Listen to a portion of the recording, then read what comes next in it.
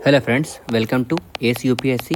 तो आज हम आपके सामने ये लेक्चर वीडियो सीरीज़ लाए हैं जिसमें हम डिस्कस कर रहे हैं बीपीएससी के जितने भी पीवाईक्यूज़ हैं फ्रॉम ईयर 68 बीपीएससी 2023। ठीक है, ऐसा नहीं है कि 2024 जो कि 69th बीपीएससी था और 2025 जो 70th बीपीएससी था उसका क्वेश्चन हम लोग छोड़ने वाले हैं, ऐसा बिल्कुल भी नहीं है। ठीक है, देखो 69th बीपीएससी में ये टॉपिक वाइज मैंने ये प्रिपेयर किया था, इसीलिए मैं आपके सामने ये ले आ रहा हूँ। साथ ही साथ जो हमारा 69th और 70th बीपीएससी वाला होगा वो मैं एक ही साथ आपको मतलब एक वीडियो लेक्चर 69th बीपीएससी को डिस्कस कर लिया जाएगा, साथ ही साथ 70th बीपीएससी में एक वीडियो लेक्चर दे दिया जाएगा और सारा पीवाईक्यू हम लोग डिस्कस कर लेंगे साथ ही साथ। ठीक है, तो चलो देखो इस वीडियो लेक्चर में हम लोग क्या डिस्कस करने वाले हैं। तो section 4 Indian and world geography रहेगा कि बेसिकली देखो बहुत कॉम्प्रिहेंसिव वे से हम डिस्कस कर रहे हैं, जिसमें सिर्फ ना तो हम आंसर को डिस्कस कर रहे हैं, साथ ही साथ उसमें जितने भी कीवर्ड्स होंगे या फिर जितने भी ऑप्शंस हैं उसमें अगर कुछ इंपॉर्टेंट डेटा आ रहा है उसको भी डिस्कस कर रहे हैं, इसीलिए टाइम लग रहा है। इसमें बस आपको एक ही काम करना है, बस आप एक बार ढंग से इस वीडियो लेक्चर को देख लोगे तो आपका बहुत सारा ऐसा क्वेश्चन है ना, जिससे मान लो अगर आप 68 का देखते हो ना तो एक बार NTCA का मतलब प्रोजेक्ट टाइगर का क्वेश्चन पूछा गया है। ठीक है, तो प्रोजेक्ट टाइगर का क्वेश्चन 2-3 बार पूछा गया है, तो अगर आप एक बार NTCA को ठीक से तैयार कर लोगे ना तो अगर कल को प्रोजेक्ट टाइगर, NTCA या फिर प्रोजेक्ट टाइगर सबसे पहले कौन सा नेशनल पार्क से स्टार्ट हुआ था या फिर कौन से स्टेट से स्टार्ट हुआ था, जैसे जिम कॉर्बेट से स्टार्ट हुआ था ना वो, और ये उत्तराखंड में ये तो कौन से स्टेट में है, तो ये सारा आपका एक ही बार में क्लियर हो जाएगा। ठीक है, सिर्फ आप एक क्वेश्चन को डिस्कस नहीं कर रहे हो, अगर उसमें 4 ऑप्शंस हैं तो चारों ऑप्शन में अगर कुछ इंपॉर्टेंट फैक्ट्स दिए हुए हैं या फिर 6 ऑप्शंस है या 5 ऑप्शंस है, पाँचों में अगर कुछ इंपॉर्टेंट दिया हुआ है तो वो सारा भी आपका डिस्कस हो जा रहा है इसमें, इसीलिए थोड़ा टाइम टेकिंग है। आप प्लीज़ बियर करोगे, आप एक बार ध्यान दोगे और इस वीडियो लेक्चर को पूरा सुन लोगे। ठीक है, देखो ज़रूरी नहीं है ना कि हर सारा वीडियो लेक्चर इंटरेस्टिंग ही होना चाहिए, कुछ काम वाला होता है जिसको एक बार सुनना पड़ता है, क्योंकि वो सुनने से आपको सही परफेक्ट नॉलेज होता है तो वो आपके लिए इंपॉर्टेंट हो जाता है। जैसे देखो यहाँ पे अमू दरिया है, काबुल रिवर है और हेमलैंड रिवर है, देखो तीनों को ठीक से डिवाइड किया गया है। देखो यहाँ पे हम लोगों ने काबुल रिवर, अमू दरिया और हेमलैंड रिवर तीनों को बताया है। ठीक है, सिर्फ यहाँ पे आंसर जो कि काबुल रिवर है उसको नहीं बताया है, इसीलिए इसमें टाइम टेकिंग है ये, तो इसीलिए लग रहा है अभी तक हम लोगों ने 2 सेक्शंस डिस्कस कर लिया है। हमारा हिस्ट्री वाला पोर्शन जो कि एंशियंट और मॉडर्न हो चुका है, पॉलिटी का भी हो चुका है। ठीक है, और ये अब हमारा सेक्शन 4 चल रहा है। सेक्शन 1-2 हम लोगों ने हिस्ट्री को दिया था, सेक्शन 3 हम लोगों ने पॉलिटी को दिया है, सेक्शन 4 हमारा ज्योग्राफी के लिए है जो हम लोग आज डिस्कस करने वाले हैं। आप प्लीज़ इस लेक्चर वीडियो को पूरा देखोगे so that you would have a better understanding कि क्या बीपीएससी पूछता है, क्योंकि देखो प्रीलिम्स का प्रॉब्लम ये है ना कि इसका ना सिलेबस ना आपको मतलब डिफाइंड नहीं है, आपका क्वेश्चन डिफाइन करेगा प्रीलिम्स का सिविल सिलेबस क्या है। इसीलिए क्वेश्चन के हिसाब से अगर आप पढ़ोगे कि आपको क्या क्या पढ़ना है या फिर पता लगाओगे क्या क्या पढ़ना है तो आपको ज़्यादा फ्रूटफुल रहेगा। ठीक है, जैसे देखो आइंस्टाइन ने भी बोला था ना कि एक इंसान जो 100 घंटा लगाता है काम करने में और एक इंसान जो कम से कम 90 घंटा लगाता है उस काम को ठीक से करने में। जैसे देखो मतलब एक पेड़ को काटना है तो अपने एक्स को 90 घंटा तैयार करता है और अगले 10 घंटे में उस पेड़ को काट गिराता, मार गिराता है, और वहीं पे एक इंसान 100 घंटा लगा रहता है उसको काटने के लिए, तो उसको ज़्यादा मेहनत करना पड़ेगा ना। तो यही है एक तरीका, आपको पहले सबसे पहले पीवाईक्यू देख लेना चाहिए कहाँ से क्वेश्चन पूछ रहा है, उसके बाद ही उसके तहत आपको पढ़ाई अपनी करनी चाहिए। राइट, पीवाईक्यू मस्ट है, कोई भी एग्ज़ाम यूपीएससी हो जाए, यूपीपीएससी हो जाए या फिर बीपीएससी हो जाए। ठीक है, ये बहुत इंपॉर्टेंट है। तो इसी के साथ सबसे पहले हम स्टार्ट करने वाले हैं हमारा 68 बीपीएससी एग्ज़ाम में जो 2023 में हुआ था उसका सबसे पहला क्वेश्चन क्या है। तो in the end of mountainous journey at Attock the Indus river is joined by which river from Afghanistan. तो इंदस रिवर को अफगानिस्तान के साथ कौन सा रिवर ज्वाइन करता है। तो काबुल रिवर जो है देखो यहाँ पे है, इसमें ऑप्शन है हमारा अमू दरिया, काबुल रिवर, हेमलैंड रिवर। ठीक है, तो इसमें आंसर क्या होगा, काबुल रिवर। तो काबुल रिवर ऐसा रिवर है जो बेसिकली इंदस को ज्वाइन करता है अटॉक के पास जो कि पाकिस्तान में है।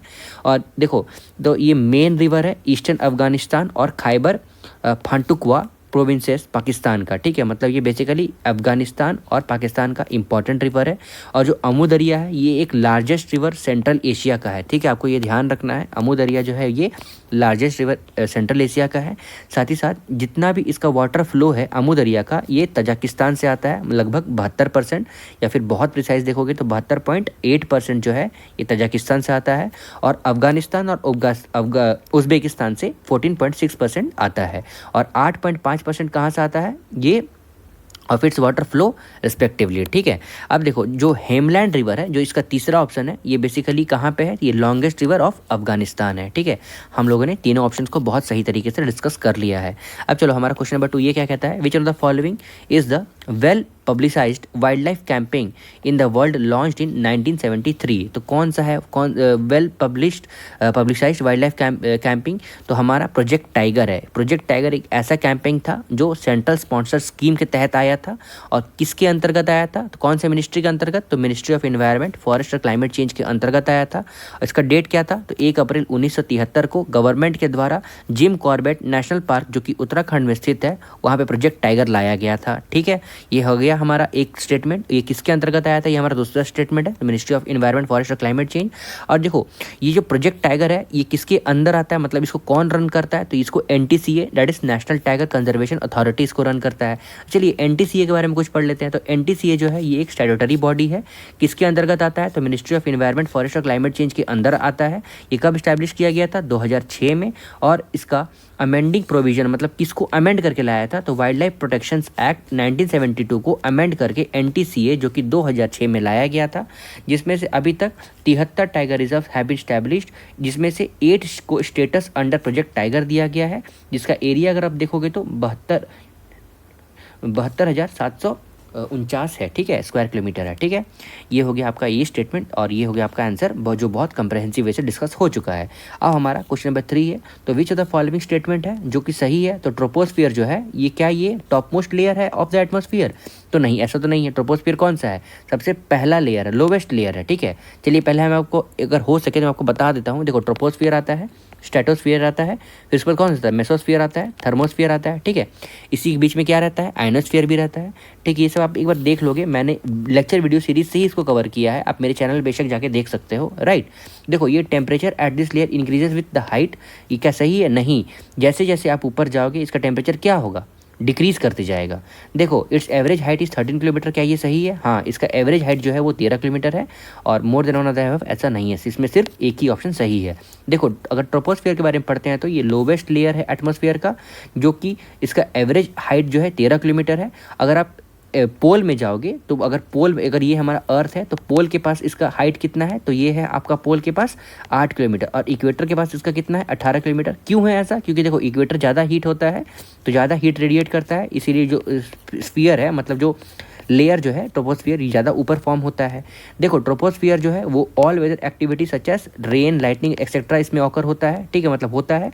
और ये इसीलिए एयरप्लेन जो है ना इस लेयर में ऑपरेट नहीं करते हैं। और जो अपर most layer of upper cover of troposphere उसको क्या बोला जाता है, ट्रोपोपोस बोला जाता है। तो मतलब बेसिकली स्ट्रेटोस्फियर जहाँ से स्टार्ट होता है और ट्रोपोस्फियर की जहाँ अंतिम, जहाँ एंड होता है, उसको उस बीच वाले रीजन को ट्रोपोपॉज बोला जाता है, ठीक है। और here a very fast moving wind called jet stream, और जेट स्ट्रीम ब्लो, मतलब यहाँ पे जेट स्ट्रीम फ्लो करता है। आपको ये ध्यान रखना है जेट स्ट्रीम कहाँ ब्लो करता है, ठीक है। तो upper most layer of the upper cover of troposphere is called tropopause, और here very fast moving wind called jet stream यहाँ से फ्लो करता है। अब क्वेश्चन नंबर 4 ये क्या है, the southern continent broken from Pangaea is called, क्या बोलते हैं उसको, पेंजिया।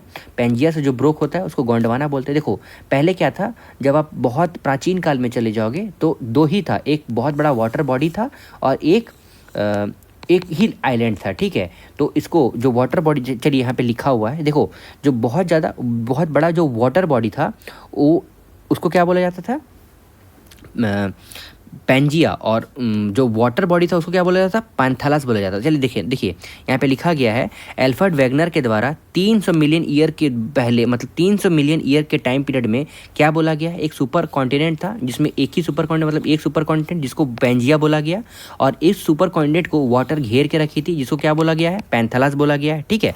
अब देखो इस पेंजिया और पैंथालस के बाद ना, जब ये पेंजिया ड्यू सिस्मिक एक्टिविटी जब ये ब्रेक होता है ना, तो ये बेसिकली 2 पार्ट्स में ब्रेक होता है, तो उसको क्या बोलते हैं, एक लॉरेशिया बोलते हैं और गोंडवाना बोलते हैं। जो गोंडवाना है ना उसी में हम लोग रिलाई करते हैं, ठीक है। देखो the northern continent was called Laurasia, जो बेसिकली अभी फिलहाल रशिया, चाइना वो वाला रीजन है, and the southern continent is called Gondwana region, ठीक है। अब देखो ये हम आगे पढ़ते हैं, हमारा क्वेश्चन नंबर 5 ये क्या कहता है, the Arctic region and Antarctic continent are situated near, तो ये कहाँ सिचुएटेड है, ये नॉर्थ और साउथ पोल में है। नॉर्थ पोल में क्या है, साउथ पोल में क्या है, चलिए देख लेते हैं। हैं तो नॉर्थ पोल हमारा क्या होगा, आर्कटिक रीजन होगा, साउथ पोल में क्या होगा हमारा, अंटार्कटिक रीजन होगा। और जो सहारा डेजर्ट, देखो यहाँ पे जैसे सहारा डेजर्ट लिखा हुआ है ना ऑप्शन में, ये कहाँ पे है, ये अफ्रीका में है, ये largest desert in the world है। और अमेजन बेसिन जो है ये किससे रिलेटेड है, ये कॉन्टिनेंट ऑफ साउथ अमेरिका है, ठीक है। अब देखो which of the states of India have common border with Myanmar, तो म्यांमार के साथ कॉमन बॉर्डर कौन शेयर करता है, तो अरुणाचल प्रदेश करता है, नागालैंड करता है, मणिपुर करता है और मिजोरम करता है, राइट। देखो म्यांमार जो है वो बेसिकली साउथ ईस्ट एशिया में है, इसका कैपिटल क्या है, नैपिडवा, ये आपको याद रखना है। हो सकता है इस बार अगर मान लो इनको वर्ल्ड से रिलेटेड, वर्ल्ड ज्योग्राफी से कुछ पूछना हो, पूछ सकता है ना कि म्यांमार का कैपिटल कहाँ है, तो आपको याद रखना है नैपिडो है। अब देखो करेंसी में म्यांमार का क्या है, क्यात है। और the main mountain range of Myanmar क्या है, तो अरक्कन योमा, जो कि एक्सटेंड करता है फ्रॉम अरक्कन योमा हिमालयास। और इरावदी रिवर है, ये मेन रिवर है म्यांमार की, ठीक है। ये हमारा हो गया फैक्ट म्यांमार के बारे में। अब देखो next question number 7, which one of the following is the world's richest region from, मतलब सबसे ज़्यादा मरीन बायोडाइवर्सिटी में रिच कौन है, जिसमें लगभग 21 आइलैंड है, एस्चुरीज भी हैं, बीचेस हैं, फॉरेस्ट है, नियर शोर इन्वायरमेंट है, सी ग्रासेज हैं, कोरल रीफ्स हैं, सॉल्ट मार्शेस है और मैंग्रोव्स है, ये सारे चीज़ उसमें प्रेजेंट है, इसीलिए उसको मेरीन बायोडाइवर्सिटी बोला गया है। ये कौन सा रीजन है, चलिए हम लोग ऑप्शन में देख लेते हैं। Gulf of Mannar biosphere reserve है क्या, या नंदा देवी बायोस्फीयर रिजर्व है, सुंदरबन बायोस्फीयर रिजर्व है, या सभी हैं, तो इसका आंसर क्या है, गल्फ ऑफ मन्नार। देखो गल्फ ऑफ मन्नार जो है ना, ये बेसिकली इंडिया श्रीलंका के बीच में है और सेपरेट करता है दोनों कंट्री को। गल्फ ऑफ मन्नार ये पार्ट ऑफ इंडियन ओशियन है। और नंदा देवी बायोस्फीयर रिजर्व जो है ये बेसिकली उत्तराखंड में है। और सुंदरबन तो आप लोग सब जानते होंगे ये कहाँ पे है, ये एक डेल्टा रीजन है वेस्ट बंगाल का, लार्जेस्ट डेल्टा आप बोल सकते हो वर्ल्ड का। अब देखो in which type of the climate region do Uttar Pradesh and Bihar falls as per Koppen classification scheme, ये बहुत अटपटा क्वेश्चन एक बार पूछा गया था, तो आपको ये याद रखना है। कोपन के द्वारा CWG बोला जाता है बिहार और उत्तर प्रदेश के क्लाइमेटिक कंडीशंस को। चलिए आपके लिए मैंने यहाँ पे सब डिविजन्स भी कर दिया है। जैसे देखो अगर कोपन क्लासिफिकेशन आप देखते हो तो एक ए मान लो कैपिटल लेटर ए प्रेजेंट रहेगा ना, तो वो ट्रॉपिकल क्लाइमेट को डिफाइन करेगा। अब मान लो कैपिटल बी रहा तो वो एरिड क्लाइमेट, सूखा है ना, और सी रहा तो ये टेम्परेट, डी रहा तो कॉन्टिनेंटल और कोल्ड आइस फॉरेस्ट रहेगा, और ई रहा तो ये पोलर रीजन को डिफाइन करेगा, ठीक है। और 4 based on temperature and based on the precipitation is based on, ठीक है। अब देखो 1918 में कोपन ने डिवाइड किया था इंडिया के क्लाइमेटिक पार्ट को 3 रीजन में। जैसे कि देखो अगर तीनों का नाम अगर बताया जाए तो एरिड रीजन था, सेमी एरिड रीजन था और ह्यूमिड क्लाइमेटिक रीजन था। और जिसमें से अगर देखा जाए तो CWG और टेम्परेट ह्यूमिड क्लाइमेट था CWG, ठीक है। और इस क्लाइमेटिक रीजन में रेन जो है वो मतलब कैसे आता है, तो बेसिकली मानसून, ठीक है, monsoon wind only in the rainy season, बारिश होता है। और रेन जो है वो लिमिटेड मतलब कुछ ही मंथ में रहते हैं। जैसे कि देखो हमारे इंडिया में कब आती बारिश, तो लगभग समर के बाद, ठीक है। अब देखो there is a very little rain, बहुत कम रेन होता है विंटर सीजन में, जिसको हम लोग क्या बोलते हैं, अगर हम लोग अपने टर्म से बोलते हैं तो इसको हम लोग क्या बोलते हैं, वेस्टर्न डिस्टर्बेंस बोलते हैं। ये क्यों होता है, due to winter, due to western cyclones. अब देखो उस रीजन में या फिर उस पर्टिकुलर CWG या फिर कोपन की क्लाइमेटिक क्लासिफिकेशन में आप देखोगे तो CWG कौन से स्टेट को कवर करता है, तो Assam, Uttar Pradesh, northern Bihar, eastern Rajasthan, Malwa plateau, Punjab, Haryana और सिमिलर क्लाइमेटिक रीजन रहता है उसमें, ठीक है। अब देखो क्वेश्चन नंबर 9 ये क्या कहता है कि India's territorial limit extend towards the sea up to how many nautical miles from the coast. तो देखो अगर इंडिया का ये कोस्ट रीजन है तो यहाँ से कितनी दूरी तक इंडिया का टेरिटरी है, इंडिया का अपना ज़मीन है, तो आपको ये याद रखना है 12 नॉटिकल माइल्स होता है, जो कि 21.9 किलोमीटर के लगभग होता है। ये किसके द्वारा डिफाइंड है, तो अनक्लॉज के द्वारा होता है। चलिए इसके बारे में पढ़ते हैं। तो देखो it is noteworthy that distance of the sea measured in nautical miles, तो डिस्टेंस ऑफ द सी आप किलोमीटर में नहीं बल्कि नॉटिकल माइल से मेजर करते हैं। और ये किसके तहत है, ये अनक्लॉज, तो अनक्लॉज का फुल फॉर्म क्या है, United Nation Convention on Law of Sea, जो कि 1982 में हुआ था, जिसमें से यह स्थापित किया गया था कि 12 नॉटिकल माइल जो है from the base line of any country वो किसके अंतर्गत आता है, territorial limit of the country. उसको क्या बोलेंगे, उस पर्टिकुलर एरिया को 12 नॉटिकल माइल्स को तो टेरिटोरियल लिमिट बोला जाएगा। डिस्टेंस कितना रहेगा, देखो डिस्टेंस जो 24 miles from the base line is called contiguous zones. 24 mile मतलब 12 नॉटिकल माइल्स आपके शी लाइन मतलब शी शोर लाइन से, और 12 किलोमीटर या फिर 12 नॉटिकल माइल्स अगर आप चले जाते हैं तो उसको क्या बोला जाएगा, ये पूरे रीजन को क्या बोला जाएगा, इसको बोला जाएगा आपका कॉन्टिग्युअस जोन। और 200 nautical miles from the base line, इसको क्या बोला जाएगा, एक्सक्लूसिव इकोनॉमिक जोन, है ना। अगर मैं फिर से आपको बता दूं तो अगर मान लो 12 नॉटिकल माइल्स अगर आप जाते हो ना, तो 12 नॉटिकल माइल्स को क्या बोला जाएगा, ये एक हमारा टेरिटोरियल वाटर है, ठीक है, हमारा अपने टेरिटोरियल वाटर है। और अगर उसके बाद और 12 नॉटिकल माइल्स अगर आप चले जाते हो, जो टोटल अगर मिलाया जाए तो 24 नॉटिकल माइल्स रहेगा, वो कॉन्टिग्युअस जोन रहेगा। और जो 200 नॉटिकल माइल्स रहेगा total from our base line, वो क्या रहेगा, वो एक्सक्लूसिव इकोनॉमिक जोन रहेगा, ठीक है।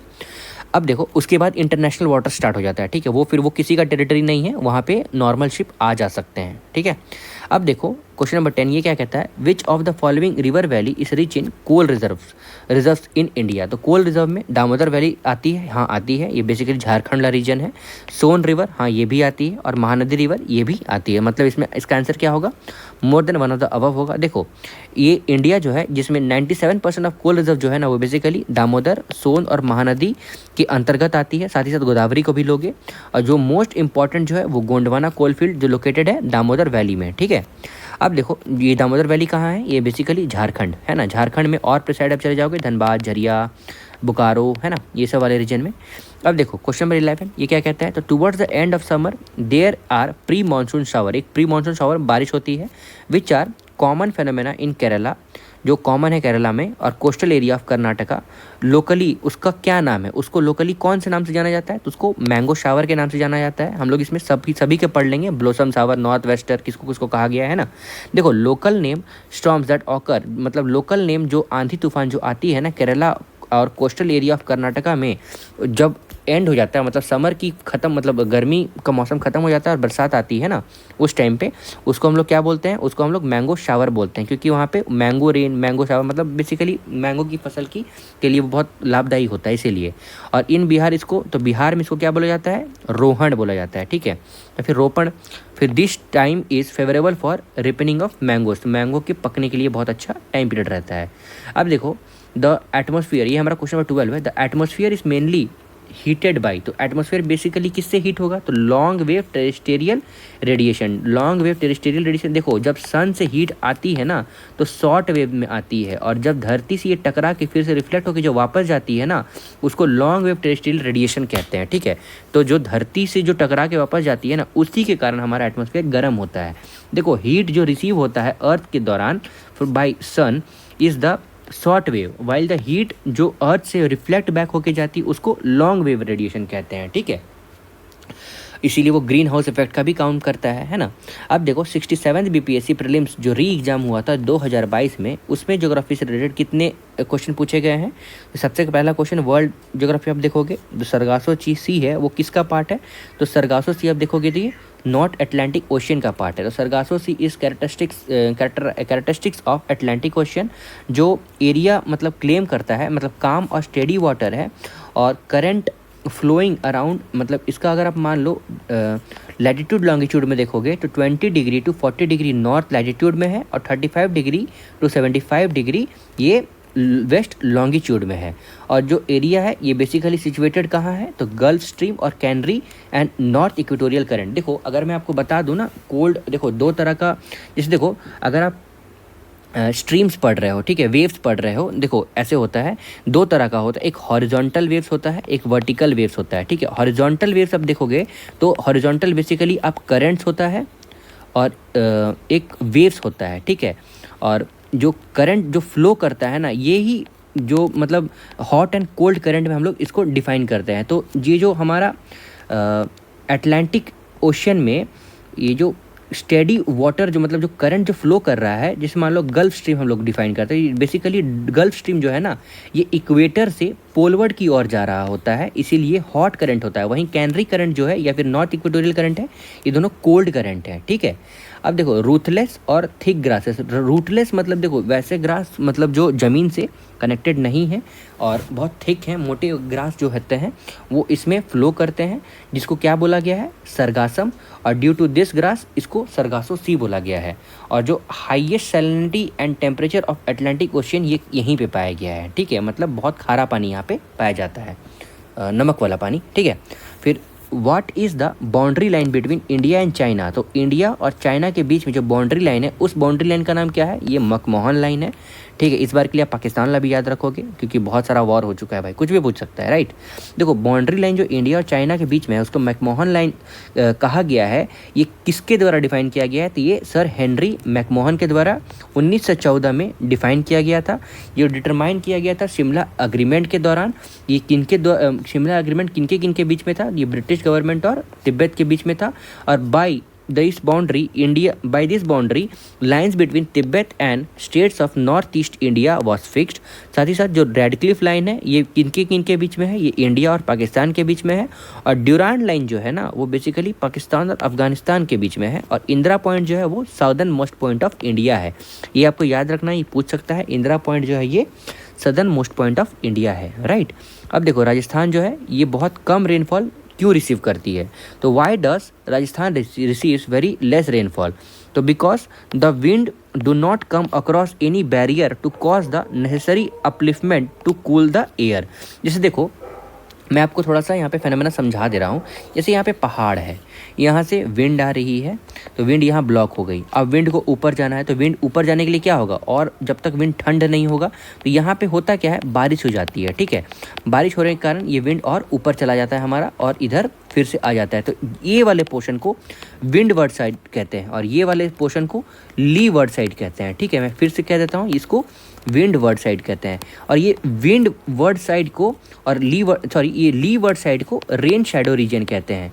रेन शैडो रीजन में ना बारिश नहीं होती है और ये रेन शैडो रीजन में ही राजस्थान आता है, इसीलिए यहाँ पे बारिश नहीं होती है। ठीक है, आपको ये ध्यान रखना है, पूरा राजस्थान में बारिश नहीं होता ऐसा नहीं है।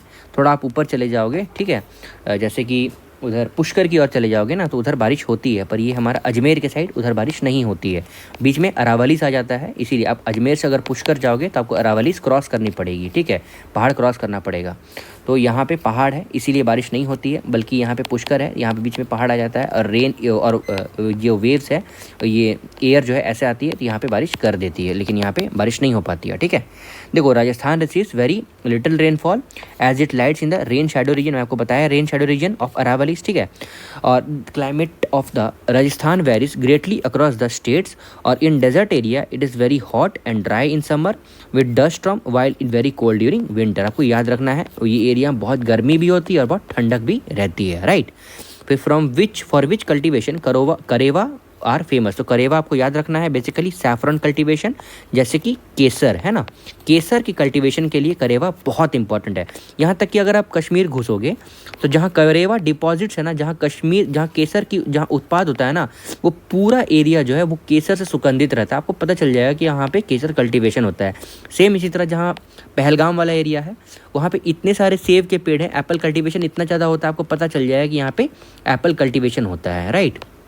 देखो karewa soils is found in the Kashmir Himalaya which is very fertile soil. और करेवा सॉइल जो है वो यूज़फुल है प्रोडक्शन के लिए, सैफरन कल्टीवेशन के लिए। करेवा सॉइल जो है वो बेसिकली कॉन्सोलेटेड सॉइल है विच is found in Kashmir Himalaya basin in the form of sediments of lake plateau and rocks. ठीक है, अब देखो क्वेश्चन नंबर 17 ये क्या कहता है, consider the following statement in India. देखो प्रोजेक्ट टाइगर क्वेश्चन हम लोगों ने क्वेश्चन नंबर 2 को डिस्कस किया था, क्वेश्चन नंबर 17 में फिर से पूछा गया है। ठीक है, देखो प्रोजेक्ट टाइगर के बारे में क्या पूछता है, in India project tiger launch कब हुआ था, 1973। हाँ सही है। The theme of national biodiversity day in 2022 is a building shared further for all life. हाँ ये भी सही है।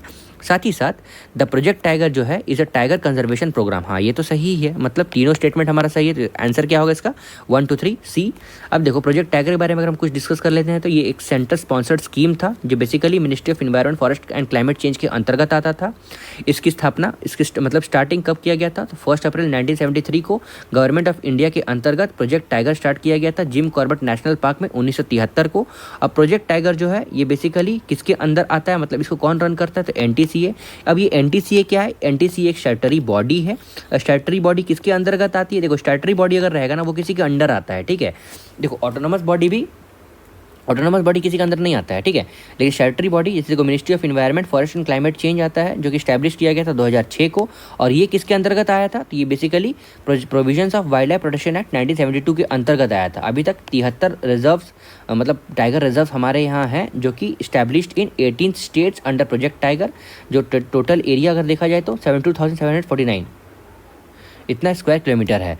अब theme of national biodiversity day for the year 2022 क्या था, तो building a shared future for all life, ये इसका थीम था, राइट। अब देखो क्वेश्चन नंबर 18 ये क्या कहता है, तो at which of the following place the newspaper print paper industry is located. तो प्रिंट पेपर इंडस्ट्री कहाँ है, तो ये नीपा नगर एमपी में प्रेजेंट है। देखो गवर्नमेंट फैक्ट्री जो है न्यूज़पेपर जो बनाती है ना, वो नीपा नगर मध्य प्रदेश में है। ये फैक्ट्री जो है ये basically note paper in Hoshangabad Madhya Pradesh में है, और पेपर मिल्स इन बिहार और बरौनी, डालमिया नगर रोहतास डिस्ट्रिक्ट, और पटना रामेश्वर नगर समस्तीपुर में प्रेजेंट है। आपको ध्यान रखना है बिहार में पेपर मिल कहाँ पे है, तो आपको रोहतास और समस्तीपुर दोनों याद रखना है, राइट। अब देखो where is was the first coal mine in India, मतलब पहला कोल माइन कहाँ पे प्रेजेंट था, तो ये बेसिकली कहाँ पे, रानीगंज में। रानीगंज बेसिकली कहाँ है, तो वेस्ट बंगाल रीजन में है। देखो ये दामोदर वैली कॉर्पोरेशन मतलब दामोदर वैली के रीजन में आता है। देखो यहाँ पे देखा गया है the history of commercial coal mining in India is about 220 years old, 220 साल पुराना है, जो कि 1974 में स्टार्ट किया गया था by Messrs Sumner and Heatly of East India Company in Raniganj coalfield located on the west bank of Damodar river, West Bengal, ठीक है। अब देखो क्वेश्चन नंबर 20, तो according to census 2011 which schedule tribe is the largest in India, तो कौन schedule tribe सबसे ज़्यादा है मतलब पॉपुलेशन के हिसाब से, तो वो है भील्स, है ना। देखो 2011 के सेंसस के तहत भील जो है वो लार्जेस्ट ट्राइबल ग्रुप है, जो लगभग 38% total schedule tribe population of India के बराबर है। भील ट्राइब जो है बेसिकली महाराष्ट्र, छत्तीसगढ़, गुजरात, राजस्थान, मध्य प्रदेश और त्रिपुरा में पाया जाता है। गोंड जो है वो सेकंड लार्जेस्ट है, और संथाल जो है वो थर्ड लार्जेस्ट ट्राइबल कम्युनिटी है ना। अब देखो क्वेश्चन नंबर 21 ये क्या कहता है, which is chief heavenly body of solar system. तो चीफ हेवनली बॉडी कौन सा है, सन है हमारा। जो सन है ये एक स्टार है and a creator of our solar system है। सोर्स ऑफ सन कहाँ है, तो energy is conversion of hydrogen atoms into helium by nuclear fusion, और there is a process of nuclear fusion in the sun। आपको ये याद रखना है, पूछ सकता है कि सन के अंदर न्यूक्लियर फ्यूजन होता है या फ्यूजन होता है, तो आपको ये याद रखना है फ्यूजन होता है, राइट। उसके बाद देखो मिनिमम डिस्टेंस अगर देखा जाए अर्थ और सन का तो 147 मिलियन किलोमीटर है, और मैक्सिमम डिस्टेंस अगर देखा जाए तो 152.1 मिलियन किलोमीटर है।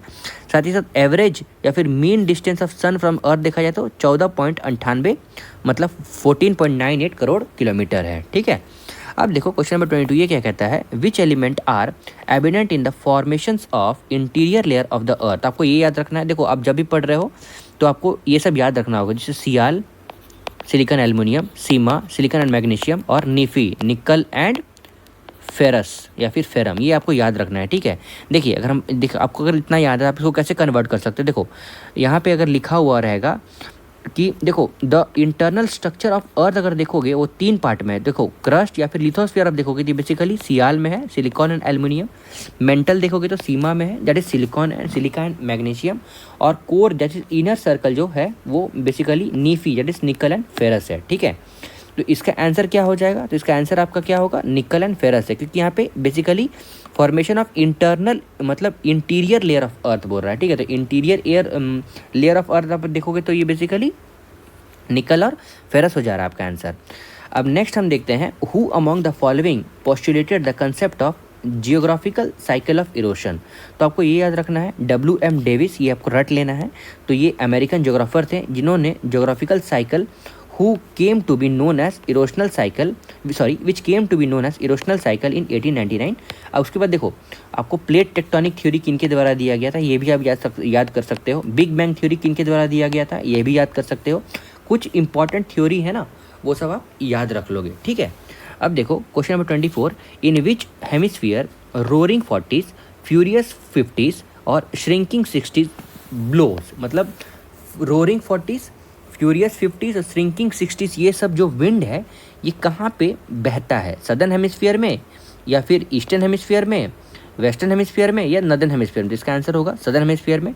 देखो ऊपरी ऊपरी मैं आपको बता दूं, नॉर्दर्न हेमिस्फीयर में बहुत ज़्यादा आइलैंड्स प्रेजेंट है, बहुत ज़्यादा कंटिनेंट्स भी प्रेजेंट है, मतलब आइलैंड कंटिनेंट्स या फिर कंट्रीज प्रेजेंट है, इसीलिए वहाँ पे हवा जो है बहुत तेज़ी से नहीं गुजर पाती है। वहीं पे सदर्न हेमिस्फीयर में बहुत कम आइलैंड्स या फिर लैंड्स प्रेजेंट है, वहाँ पे सिर्फ बहुत ज़्यादा पानी ही पानी है, इसीलिए वहाँ पे विंड बहुत तेज़ी से बहती है। तो वैसा विंड जो 40 डिग्री सेंटीग्रेड 40 डिग्री नॉर्थ में बहता हो, 60 डिग्री और 90 डिग्री में, उसी को रोरिंग 40s, फ्यूरियस 50s और श्रिंकिंग 60s बोला गया है। मतलब 40, 50 और 60 डिग्री नॉर्थ में, साउथ में, ठीक है। अब चलिए इसका एक्सप्लेनेशन क्या दिया गया। The wind blowing continuously in both the hemisphere from subtropical high pressure belt towards the subpolar low pressure belt। मतलब कहाँ से कहाँ? तो सब ट्रॉपिकल हाई प्रेशर बेल्ट से सब पोलर लो प्रेशर बेल्ट को वेस्टर्ली विंड बोला गया है। साथ ही साथ नॉर्थर्न हेमिस्फीयर में इनका जो डायरेक्शन है वो बेसिकली साउथ वेस्ट से नॉर्थ ईस्ट तक है, और सदर्न हेमिस्फीयर में कहाँ है? नॉर्थ वेस्ट से साउथ ईस्ट है। आपको ये याद रखना है, ठीक है। प्लीज़ अब ये याद रखोगे कि नॉर्दर्न हेमिस्फीयर में साउथ वेस्ट से नॉर्थ ईस्ट है और सदर्न हेमिस्फीयर में नॉर्थ वेस्ट से साउथ ईस्ट है। Since the area of the land is less in southern hemisphere, मैंने आपको बताया है कि एरिया जो है लैंड का वहाँ पे कम है, तो westerly wind has developed the most in southern hemisphere. अब साथ ही साथ maximum development of this wind कहाँ पे है? तो बेसिकली 40 डिग्री 65 डिग्री लैटिट्यूड में in southern hemisphere, between 40 degree south latitude this wind are called roaring 40s। 50 degree southern latitude में इसको क्या बोला गया है? Furious 50s। और 60 डिग्री सदर्न लैटिट्यूड में इसको क्या बोला गया है? Shrinking 60s, right. अब देखो, अब हम देखेंगे 67 बीपीएससी जो कैंसिल हो गया था 2022 में ना, उसमें ज्योग्राफी के कौन से क्वेश्चन पूछे गए हैं, जिसमें दोनों वर्ल्ड और इंडियन ज्योग्राफी रहेगा। देखो, पटेल सीमा प्रोजेक्ट जो है या फिर Pattiseema project is associated with integrations of which of the following river. तो पट्टी सीमा बेसिकली कृष्णा और गोदावरी का एसोसिएटेड है। देखो, ये एक लिफ्ट इरिगेशन प्रोजेक्ट था जो बेसिकली रिवर लिंकिंग प्रोजेक्ट के अंतर्गत आता था, और प्रोजेक्ट कनेक्ट करता था गोदावरी रिवर को कृष्णा रिवर से, ठीक है। आप प्लीज़ दोनों का ओरिजिन और कहाँ पे ड्रेन करता है आपको याद रखना है, ठीक है। ये जो first river linking project in south India था, और जो प्रोजेक्ट जो था ना वो first irrigation project of kind in the country था, और which was completed on time without any budget increase. मतलब ऑन टाइम, कोई भी बिना एक्स्ट्रा पैसा लिए ये ऑन टाइम कंप्लीट कर दिया गया था। ये एक ऐसा रिवर लिंकिंग प्रोजेक्ट था, ठीक है। और it's name also recorded in Limca book of record. तो पूछ सकता है कौन सा रिवर लिंकिंग प्रोजेक्ट है जो लिम्का बुक ऑफ रिकॉर्ड में दर्जित है, तो वो कौन सा रहेगा हमारा? तो कृष्णा गोदावरी रहेगा, राइट। अब देखो, the project was inaugurated by the chief minister Andhra Pradesh Chandrababu Naidu, कब? 2016 मार्च में, while the project was completed in recorded time of 1 year, है ना। अब देखो question number 26, the combustion of underground coal occurs in the state of. तो अंडरग्राउंड कोल मतलब धरती अंदर अंदर ही कहाँ जल रही है? तो झारखंड में, बेसिकली झरिया वाला रीजन, ठीक है। झरिया धनबाद वाला रीजन आप देखोगे तो वहाँ पे अंदरूनी पार्ट में आग लगा हुआ है, ठीक है। तो अब नेक्स्ट क्वेश्चन है, द रिवर दामोदर, कोयल और सुवर्णरेखा जो है ये ओरिजिनेट कहाँ से होती है? तो बेसिकली ये छोटा नागपुर प्लेट्यू है। दामोदर ये बेसिकली ये धनबाद, बोकारो, गिरिडीह ये वाले रीजन में है। सुवर्णरेखा ये है जमशेदपुर वाले रीजन में है, ठीक है। इसमें सोना भी पाया जाता है, ये भी पूछा गया है, ठीक है। और कोयल ये बेसिकली नीचे वाले हमारे जामताड़ा वाले रीजन में आप देख लोगे, जो बिहार से जो कनेक्टेड है ना, उधर ये कोयल रिवर फ्लो करती है। तो देखो, दामोदर, कोयल और सुवर्णरेखा रिवर जो है ये ओरिजिनेट छोटा नागपुर प्लेट्यू में। Damodar river originate at a place called Tori in Latehar district of Jharkhand, है ना। वहीं पे जो सुवर्णरेखा रिवर है ये basically Nagri village of Ranchi in Chota Nagpur plateau. और the river is only river of Jharkhand which freely flows into bay of Bengal. ये कहाँ पे जाके ड्रेन कर जाती है? तो बे ऑफ बंगाल, बंगाल की खाड़ी में। और जो कोयल है ये बेसिकली सदर्न कोयल रिवर है जो ओरिजिन होती है Nagri village of Chota Nagpur plateau from Ranchi itself, and origin in Subarnarekha, sorry that is the origin of Subarnarekha Nagri, जिसका ओरिजिन है नगड़ी, मतलब सुवर्णरेखा रिवर का भी ओरिजिन नगड़ी विलेज है, and southern Koel river is at same place in Jharkhand, ठीक है। अब देखो क्वेश्चन नंबर 28 ये क्या है? तो geodesy is the science that deals with. तो गॉडसी मेनली किससे डील करता है? तो गॉडसी एक earth science of actually measuring and understanding the earth shape, geometric shape, orientation shape and gravity, ये सब को डिफाइन करता है, ठीक है। साथ ही साथ ये एक ऐसा स्टडी है, मतलब उस फील्ड को डिफाइन करता है जिसका मतलब जिसका प्रॉपर्टी ओवर टाइम चेंज करता है, and similar measurement of other planet geological phenomena motion including crystal tides and polar motions को भी डिफाइन करता है। इसीलिए इसका आंसर क्या होगा, more than one of the given options होगा। ठीक है। अब क्वेश्चन नंबर 29, ये क्या है, the theory of continental drift theory, ये किसके द्वारा डेवलप किया गया है, ये बेसिकली ए वेगनर के द्वारा है। देखो the famous German Alfred Wegener, मतलब ये जर्मनी में रहने वाले एक थ्योरी दिए थे। कब दिया था इन्होंने, 1912 को। इन्होंने क्या फाइंड किया कि geographical uniformity could be given by joining the present continent he called as a jigsaw fit। मतलब देखो आप कैसे कह सकते हो कि जो कॉन्टिनेंट जो हम लोगों ने कुछ देर पहले पैंजिया और पैंथला पढ़ा था, जिसको पैंजिया को हम लोगों ने सुपर कॉन्टिनेंट बोला था, एक ही द्वीप थी वो पैंजिया कहता था, और एक ही वाटर बॉडी था, मतलब कोई भी अलग नहीं था water body, single water body था, उसको हम लोगों ने पैंथला बोला था। लेकिन कुछ टाइम पीरियड के बाद ये जो पैंजिया जो है सुपर कॉन्टिनेंट ये अलग हो गया था। ये कैसे हम लोग मान सकते हैं, तो हम लोग जिग्सॉ फिट से मांग सकते हैं। जिग्सॉ फिट का मतलब है कि अगर आप एक कॉन्टिनेंट का एक पार्ट, जैसे कि मान लो अफ्रीका और इधर हमारा साउथ अमेरिका है ना, दोनों को अगर आप जोड़ोगे तो एक सिंगल कॉन्टिनेंट, मतलब इसका कोना और इसका कोना मैच कर जा रहा है, तो इसी को जिग्सॉ फिट बोला जा रहा है। ठीक है। तो इन्होंने यही बताया कि uniformity could be joining the present continent, अगर ज्वाइन कर दोगे कॉन्टिनेंट को तो जिग्सॉ फिट ऐसा ये नज़र आ जाएगा। साथ ही साथ according to him all the landmass of the earth were connected together in the carboniferous era. एक एरा है कार्बोनिफेरस एरा, अभी हम लोग टोटल एपॉक टाइम पे है। ठीक है। तो he named this large continent as Panthalas, or this is called an expanse of great ocean around which it is called Panthalas। ठीक है, मैंने आपको पैंजिया और पैंथलास बारे में बता दिया है। ठीक है। तो उसी के साथ अगर पैंजिया को ब्रेक करेंगे तो बेसिकली ये लॉरेशिया और गोंडवाना में ये ब्रेक हो जाएगा। ठीक है। अब देखो क्वेश्चन नंबर 30 ये क्या कहता है, तो which of the following statement are concerned with eskers and drumlins. तो एस्कर्स एंड ड्रम लाइन किससे एसोसिएटेड है, तो eskers are rich of crudely bedded gravels and sands, हाँ ये सही है। दूसरा, drumlins are constituted mostly of boulders and clays, हाँ ये भी सही है। While eskers are built by glacier streams, drumlins and results from glacier action, हाँ ये भी सही है।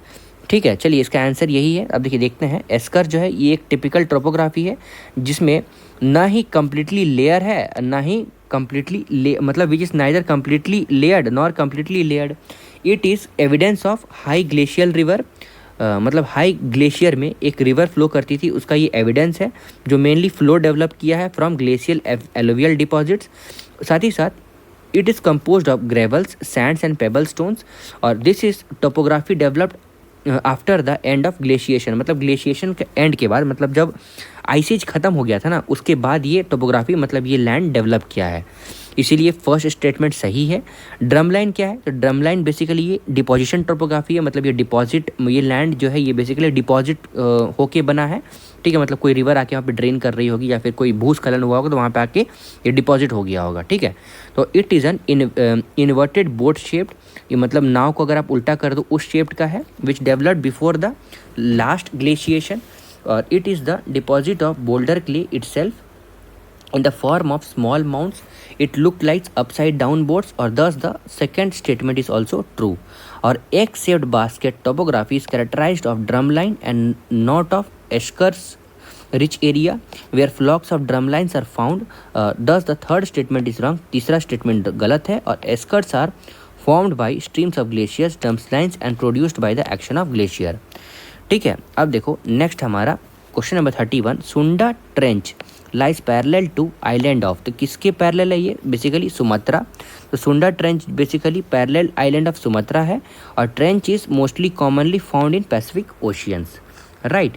अब देखो इंपॉर्टेंट ट्रेंच अगर हम देखते हैं तो टोंगा ट्रेंच ये साउथ पैसिफिक ओशियन में है, मरियाना ट्रेंच ये नॉर्थ वेस्ट पैसिफिक ओशियन में है, वेरी इंपॉर्टेंट। पेट्रोरिको ट्रेंच ये अटलांटिक ओशियन में है, और सुंडा ट्रेंच ये ईस्ट इंडियन ओशियन यहाँ पे है, ईस्ट इंडियन ओशियन में। और डियामंटीना ट्रेंच ये सदर्न इंडियन ओशियन में, ये deepest trench of Indian ocean है विच इज़ नियर ऑस्ट्रेलिया। ठीक है। अब देखो क्वेश्चन नंबर 32, कंपेयर करना है Himalayan river with peninsular river based on the following comparison. Most of the Himalayan river जो है वो पेरिनियल है, whereas most of the peninsular river ये रेन फेड है, हाँ ये सही है। ठीक है। पेरिनियल रिवर मतलब ये बेसिकली पहाड़ों से आके गिरती है। और पेनिनसुलर रिवर जो है ये बेसिकली रेन फेड है, मतलब बारिश के हिसाब से ये मतलब इसका लेवल अप एंड डाउन होता है। उसके बाद gradient of Himalayan river is steeper than peninsular river. Gradient मतलब जो मतलब एंगल है ना वो ज़्यादा स्टीपर है, मतलब ज़्यादा नीचे की ओर झुका हुआ हो, ठीक है। हाँ ये भी सही है। और peninsular river causes more erosion on its way in comparison to Himalayan river. नहीं, ये गलत हो जाता है, क्योंकि जब ये ऊपर से नीचे की ओर जो हमारा हिमालयन रिवर है वो ज़्यादा इरोशन शो करेगा as compare to peninsular river, ठीक है। तो देखो हिमालयन रिवर और पेनिनसुलर रिवर का अगर हम डिफरेंस देख लेते हैं तो they are perennial in nature, which means they have water throughout the year. इसमें water throughout the year present रहता है। वहीं पे पेनिनसुलर ड्रेनेज सिस्टम जो है ये बेसिकली ये रेनी सीजन में ज़्यादा इसमें वाटर प्रेजेंट रहता है।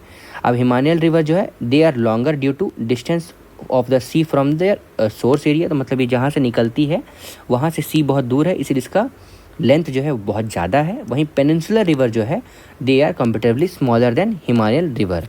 अब देखो हिमालयन रिवर देखा जाए तो they fall less into sea, और because most of the rivers and tributaries of some of other big river. वहीं पे peninsular river they fall directly into the sea. अब हिमालयन रिवर के बारे में देखते हैं तो they form deep valley and gorges. हाँ सही है, डीप वैली और गॉर्जेस फॉर्म कर जाता है। वहीं peninsular river these rivers are usually shallow, ये ज़्यादा गहरा नहीं होता है। अब देखो नेक्स्ट है हमारा they cover long distance in plain so they are suitable for sailing. तो हाँ ये सही है, सेलिंग मतलब आप इससे नाव चला सकते हो, बह सकते हो सेलिंग तैरने के लिए, है ना। तो due to formations of waterfall in their way, मतलब बहुत ज़्यादा वाटरफॉल है, the amount of water in them keeps on increasing and decreasing, बढ़ता रहता है, इसीलिए इस सेलिंग के लिए इंपॉर्टेंट मतलब अच्छा नहीं है। साथ ही साथ they often forms delta at the mouth of river, और due to flowing mainly through the rift valley, this river forms a small delta or rift valley at the mouth। और Himalayan river from the antecedent consequent and dendritic pattern in the plain. आपको ये याद रखना है कौन सा pattern form करता है, तो एंटीसीडेंट, कॉन्सिक्वेंट और डेंड्रेटिक पैटर्न। वहीं पे this river produces superimposed rejuvenated radial and rectangular pattern. अब देखो नेक्स्ट हमारा question number 33, an effective correlative force is result from. तो इफेक्टिव कोरिलेटिव फोर्स क्यों कैसे होता है, वो अर्थ रोटेशन के कारण। देखो ये एक डिस्क है, इसको अगर गोल घुमाएंगे तो ये हमारा अगर मिडिल वाला पोर्शन है मैक्सिमम बाहर जाने के लिए कम फोर्स लगेगा, वहीं पे यहाँ वाला पोर्शन को मैक्सिमम फोर्स लगेगा बाहर जाने के लिए। इसी बाहर जाने के फोर्स को क्या बोलेंगे हम लोग, कोरिलेटिव, मतलब ये सेंट्रीफ्यूगल फोर्स है, इसी को कोरिलेटिव फोर्स के नाम से भी जाना जाता है, ठीक है। The apparent force due to the rotation of the earth, इसी को कोरिलेटिव फोर्स बोला गया है। और direction of the wind flowing on the surface is determined by air pressure and rotational speed of the earth, है ना। वहीं पे जहाँ से विंड ऊपर उठता है, मतलब rising wind above the equatorial low pressure area flows towards the pole in the upper atmosphere, मतलब धरती से ऊपर जाती है एटमॉस्फेयर में, मतलब लो प्रेशर से हाई प्रेशर। वहीं पे but due to the rotation of the earth, लेकिन रोटेशन के कारण ये जो जैसे ही ऊपर नीचे से ऊपर जाती है, एयर जो नीचे से ऊपर जाती है ना, ये एक अलग मतलब बेंड्स 45 डिग्री अलग मतलब एंगल में डेविएट हो जाती है। This force was first described by French scientist Coriolis, hence the names is known as Coriolis force. अब देखो due to Coriolis force the wind is deflected to its right in northern hemisphere and left in the southern hemisphere, ठीक है। ये हमारा अर्थ है, ये हमारा जो मान लो अगर सदर्न हेमिस्फीयर में देखते हैं तो सदर्न हेमिस्फीयर में किधर डिफ्लेक्ट कर जाएगा, ये टुवर्ड्स द लेफ्ट, ठीक है, लेफ्ट इन सदर्न हेमिस्फीयर। और ये किधर डिफ्लेक्ट कर जाएगा, right in northern hemisphere, right. Which of the following countries do not have land borders with Dead Sea. तो डेड सी के साथ कौन लैंड बॉर्डर शेयर नहीं करता है, तो लेबनान एक ऐसा कंट्री है। तो Dead Sea is located in the western Asia, it is bordered by Jordan in east, Israel Palestine in west, है ना। अब देखो Lebanon does not share any land border with Dead Sea. अब देखो ilmenite which is widely distributed along the Indian coastline is a mineral of, ये किसका mineral है, ये टाइटेनियम का है। तो ilmenite is a titanium iron oxide material.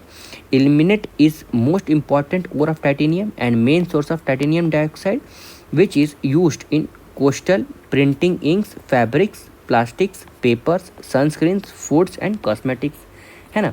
अब देखो नेक्स्ट है हमारा क्वेश्चन नंबर 36, तो Ganga plain has been described as, तो गंगा प्लेन को क्या बोला गया है, ये जियोसिंक्लाइन है, एंटी सिंक्लाइन है, जियोसिंक्लाइन, है ना। इसी को ऊपर नीचे वाले पोर्शन को, ठीक है, वैली और अपलैंड्स को जियोसिंक्लाइन एंटी सिंक्लाइन बोला गया है। तो Gangetic plains is described as geosyncline.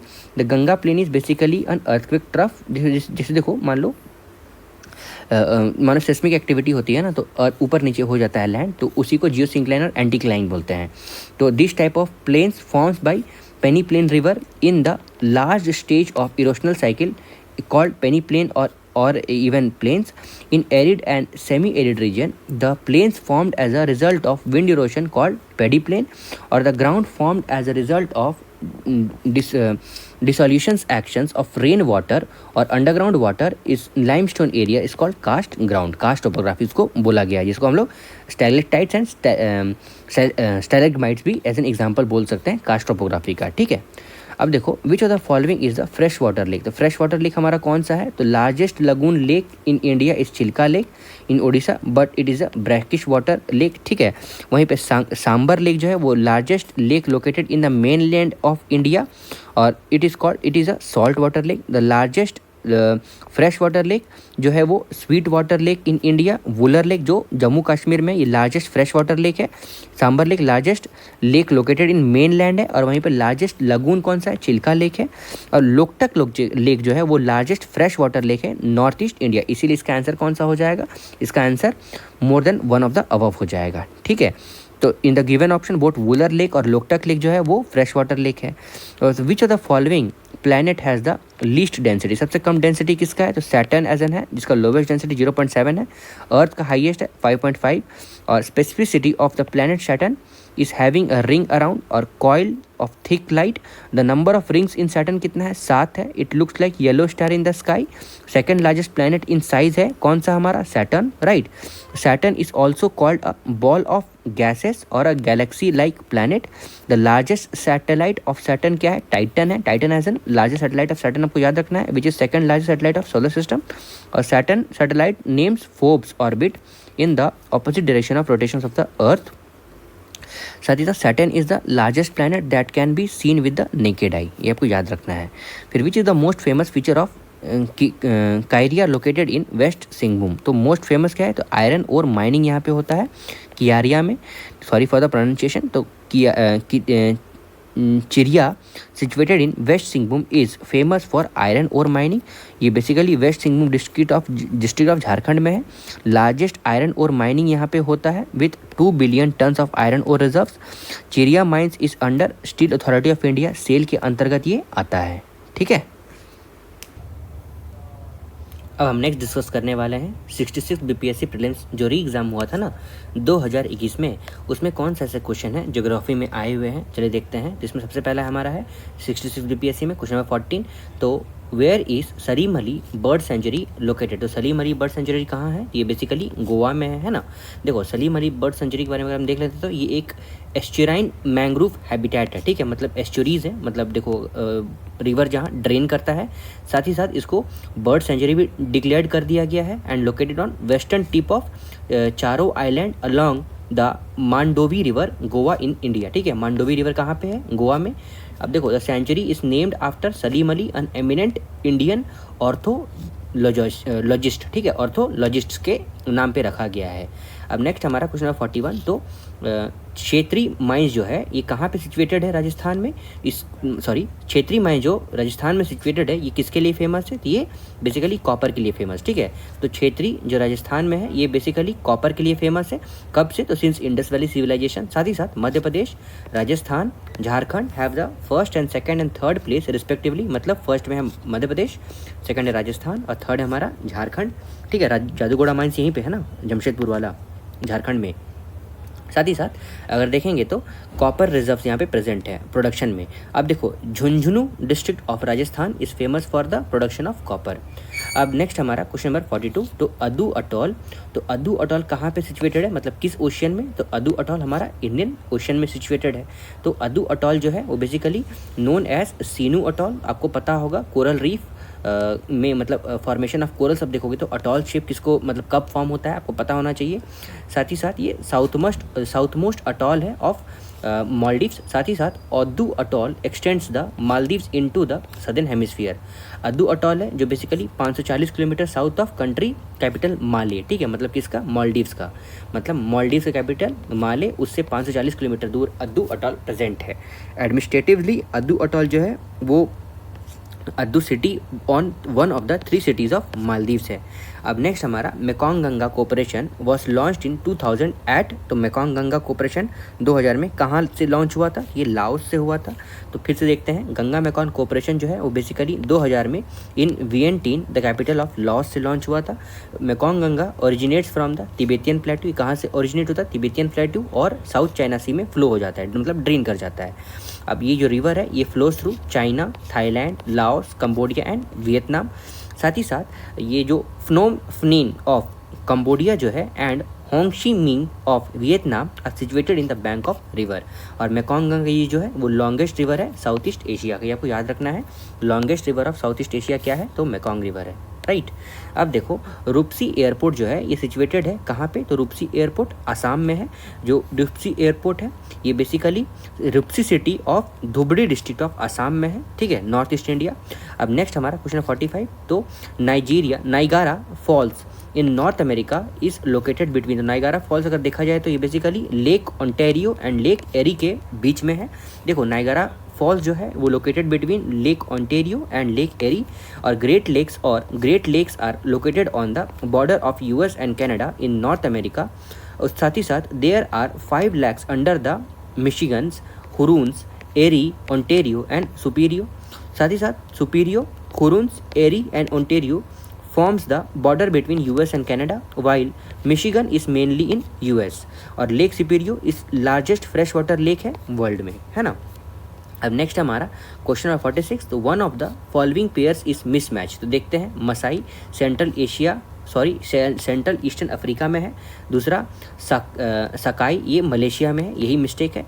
उसके बाद बेडोइन ये अरेबियन पेनिनसुला में है, और किर्गिज ये सेंट्रल एशिया में, ये तो सब आपको पता होगा। तो देखो इसमें से गलत कौन सा है, ऑप्शन नंबर बी, क्योंकि सकाई जो है ना ये एक मतलब सुमात्रा वाले आइलैंड में है, ठीक है, मतलब देखो यहाँ पे लिखा हुआ है सकाई इस ट्राइब, वैसा ट्राइब है जो basically Sumatra island of Indonesia में रहता है। साथ ही साथ Masai are the tribal community, देखो मसाई के बारे में बता रहे हैं, तो of the central eastern Africa, particularly Kenya में है। साथ ही साथ बेडोइंस जो है ये बेसिकली कहाँ पे है, तो Arabian peninsula and Kyrgyz of central Asia, मतलब ये किर्गिज जो है किर्गिस्तान वाला रीजन वो सेंट्रल एशिया में सिचुएटेड है ना। अब क्वेश्चन नंबर 47 है, which of the following is not a coalfield of Germany. Germany का कोलफील्ड कौन सा नहीं है, तो ये देखो आपको प्लीज़ PYQ से ही ज्योग्राफी का क्वेश्चन देखना पड़ेगा, क्योंकि आपको ऐसे पता चलेगा ना, क्योंकि देखो कितना वेग टॉपिक पूछ रहा है, जर्मनी, अमेरिका, है ना, तो ये सब आपको बहुत वेग है, तो आपको पता होना चाहिए कि कहाँ से क्वेश्चन पूछ रहा था, आपको उस तरह का आपको टॉपिक को प्रिपेयर कर लेना है, राइट। तो क्वेश्चन नंबर 47 में क्या था, विच of the following is not a coalfield of Germany, तो कौन सा नहीं है, तो रर वैली है। उसके बाद लोराइन बेसिन ये नहीं है, ठीक है। उसके बाद सार बेसिन और एशियन बेसिन ये दोनों है। तो देखो एक्सप्लेनेशन देखा जाए तो लोअर बेसिन जो है is a famous coalfield located in France, ये लोरेन जो बेसिन है ये कहाँ पे है, फ्रांस में है। अब देखो question number 48, name the city of Russia that is known for Venice of north. तो वेनिस ऑफ नॉर्थ को किसको बोला गया है, तो सेंट पीटरबर्ग को वेनिस ऑफ नॉर्थ बोला गया है। ये एक देखा जाती है कल्चरल सेंटर ऑफ रशिया है। साथ ही साथ इसको Venice of north the city is an artistic masterpiece in itself. ये आर्टिस्टिक मास्टरपीस अपने में ही एक देखा जाए तो बहुत मतलब सुनहरा है, मतलब बहुत सुंदर है, राइट। अब देखो क्वेश्चन नंबर 49, ये Bharmour tribal region is located in, तो बरमौर ट्राइबल अगर देखा जाती है हिमाचल प्रदेश में है। तो बरमौर ट्राइबल इज अ मतलब बरमौर एक ऐसा टाउन है कहाँ पे, Chamba district of Indian state of Himachal Pradesh. अब it is situated on national highway 154A। और बरमौर जो है ये बेसिकली क्या है, use to be the ancient capital of Chamba, है ना। तो चंबा क्या था, तो चंबा हम लोगों ने देखा यहाँ पे, ये चंबा डिस्ट्रिक्ट है हिमाचल प्रदेश का, और बरमौर जो है वो क्या था, वो एंशिएंट कैपिटल था। अब देखो नेक्स्ट क्वेश्चन 15, चंद्रा एंड भागा ये जो रिवर है in India flows through the region. तो किस रीजन से फ्लो करती है, तो देखा जाए तो ये ना स्पीति, लद्दाख, लाहौल और कारगिल, ये मतलब सिर्फ एक से नहीं, यहाँ पे मोर देन वन से देखा जाए तो देखो Chenab is the largest tributary of Indus, ये तो आपको पता होगा, चेनाब जो है लार्जेस्ट ट्रिब्यूटरी ऑफ इंडस है, ये क्वेश्चन पूछा भी गया है। साथ ही साथ it forms by the Confluence of 2 river, तो ये 2 रिवर के मिलने से होता है, एक चंद्रा है एक भागा है। अब देखो these streams passes through Lahaul Spiti, ये लाहौल स्पीति से भी क्रॉस करता है इन हिमाचल प्रदेश, और joins each other at Tandi, ठीक है, near Keylong. From here it is known as Chandrabhaga. तो रिवर जो है वो basically 1180 kilometre from entering Pakistan है, ठीक है। तो आपको इसका आंसर क्या होगा, नन ऑफ द अबव या more than one of the above. अब देखो क्वेश्चन नंबर 51 है, Rana Pratap Sagar hydro electric power project जो है ना on Chambal river is located in the state of, ये कहाँ पे आपको पता होना चाहिए, बेसिकली राजस्थान में है। ये बेसिकली अगर देखा जाए तो लोकेटेड इन रावा भट्टा राजस्थान। और राणा प्रताप ये जो है मतलब राणा प्रताप सागर जो डैम है ये ग्रेविटी डैम है, साथ ही साथ this dam is built in on Chambal river, ठीक है। अब देखो क्वेश्चन 52 ये क्या कहता है, तो Pyrenees mountain range in Europe separates the country. तो पायरनीज माउंटेन जो है ये किसको किसको सेपरेट करता है, ये स्पेन और फ्रांस को सेपरेट करता है। तो एक बार मैप में भी देख लोगे तो पायरनीज माउंटेन जो है वो एक रिसेंट माउंटेन रेंज है जो सेपरेट करता है स्पेन और फ्रांस को। नेक्स्ट है क्वेश्चन 53, जवाहरलाल नेहरू पोर्ट जो है ये लोकेटेड कहाँ पे है, तो बेसिकली ये महाराष्ट्र में, आपको पता होना चाहिए JNVT। अब देखो जवाहरलाल नेहरू पोर्ट जो है इज ऑल्सो नोन एज नाहवा शेवा, ये आपको याद रखना चाहिए, ठीक है, क्योंकि ये देखो अगर PYQ में पूछ दिया तो हो सकता है ना। तो नाहवा शेवा जो है ये बेसिकली किस पोर्ट को बोला गया है, तो ये जवाहरलाल नेहरू पोर्ट को बोला गया है। साथ ही साथ it is the largest container port in India, ये भी इंपॉर्टेंट है, लार्जेस्ट कंटेनर पोर्ट कौन सा है, जवाहरलाल नेहरू पोर्ट है। अब देखो क्वेश्चन 54 ये क्या कहता है, which state of India is the largest producer of copper. तो मध्य प्रदेश जो है वो लार्जेस्ट प्रोड्यूसर ऑफ कॉपर है। साथ ही साथ first 3 state in production of copper अगर हम देखेंगे तो मध्य प्रदेश पहले में है, दूसरा राजस्थान है और तीसरा झारखंड है, ये हम लोगों ने देखा था। साथ ही साथ क्षेत्री इन राजस्थान एंड घाटशिला इन झारखंड, ये घाटशिला यहीं पे है हमारा जादूगोड़ा माइंस। जादूगोड़ा माइंस जो बेसिकली कॉपर UCI है, कॉपर लिमिटेड, ठीक है, यूरेनियम है, हाँ सॉरी यूरेनियम का है यहाँ पे जादूगोड़ा में, ठीक है। तो घाटशिला में Jharkhand are famous for copper production, ठीक है, सॉरी मैंने उस टाइम जादूगोड़ा बोल दिया, ठीक है, आपको घाटशिला याद रखना है। अब देखो Pahalgam in Kashmir is located on the bank of river, ये आपको याद रखना है, वेरी इंपॉर्टेंट है, ये लीडर रिवर है, ठीक है। देखो पहलगाम जो है एक टाउन है and a notified area in Anantnag district in Indian state of Jammu and Kashmir, ये आपको याद रखना है, जो बेसिकली 45 किलोमीटर अनंतनाग जो basically 45 kilometre from Anantnag on the bank of leader river है। और पहलगाम जो है ये पॉपुलर है टूरिस्ट डेस्टिनेशन के लिए एंड हिल स्टेशन के लिए। साथ ही साथ it is also an important stops on Amarnath Yatra, तो ये एक इम्पॉर्टेंट स्टॉप भी है अमरनाथ यात्रा का। अब देखो क्वेश्चन 56 ये क्या कहता है, तो दंडाकरनिया रीजन जो है ये कहाँ पे लाई करता है, मतलब कौन से स्टेट में, तो बेसिकली दंडाकरनिया इंक्लूड्स छत्तीसगढ़, उड़ीसा, तेलंगाना और आंध्र प्रदेश, ठीक है, आपको याद रखना है, इसमें से सारा होगा ये।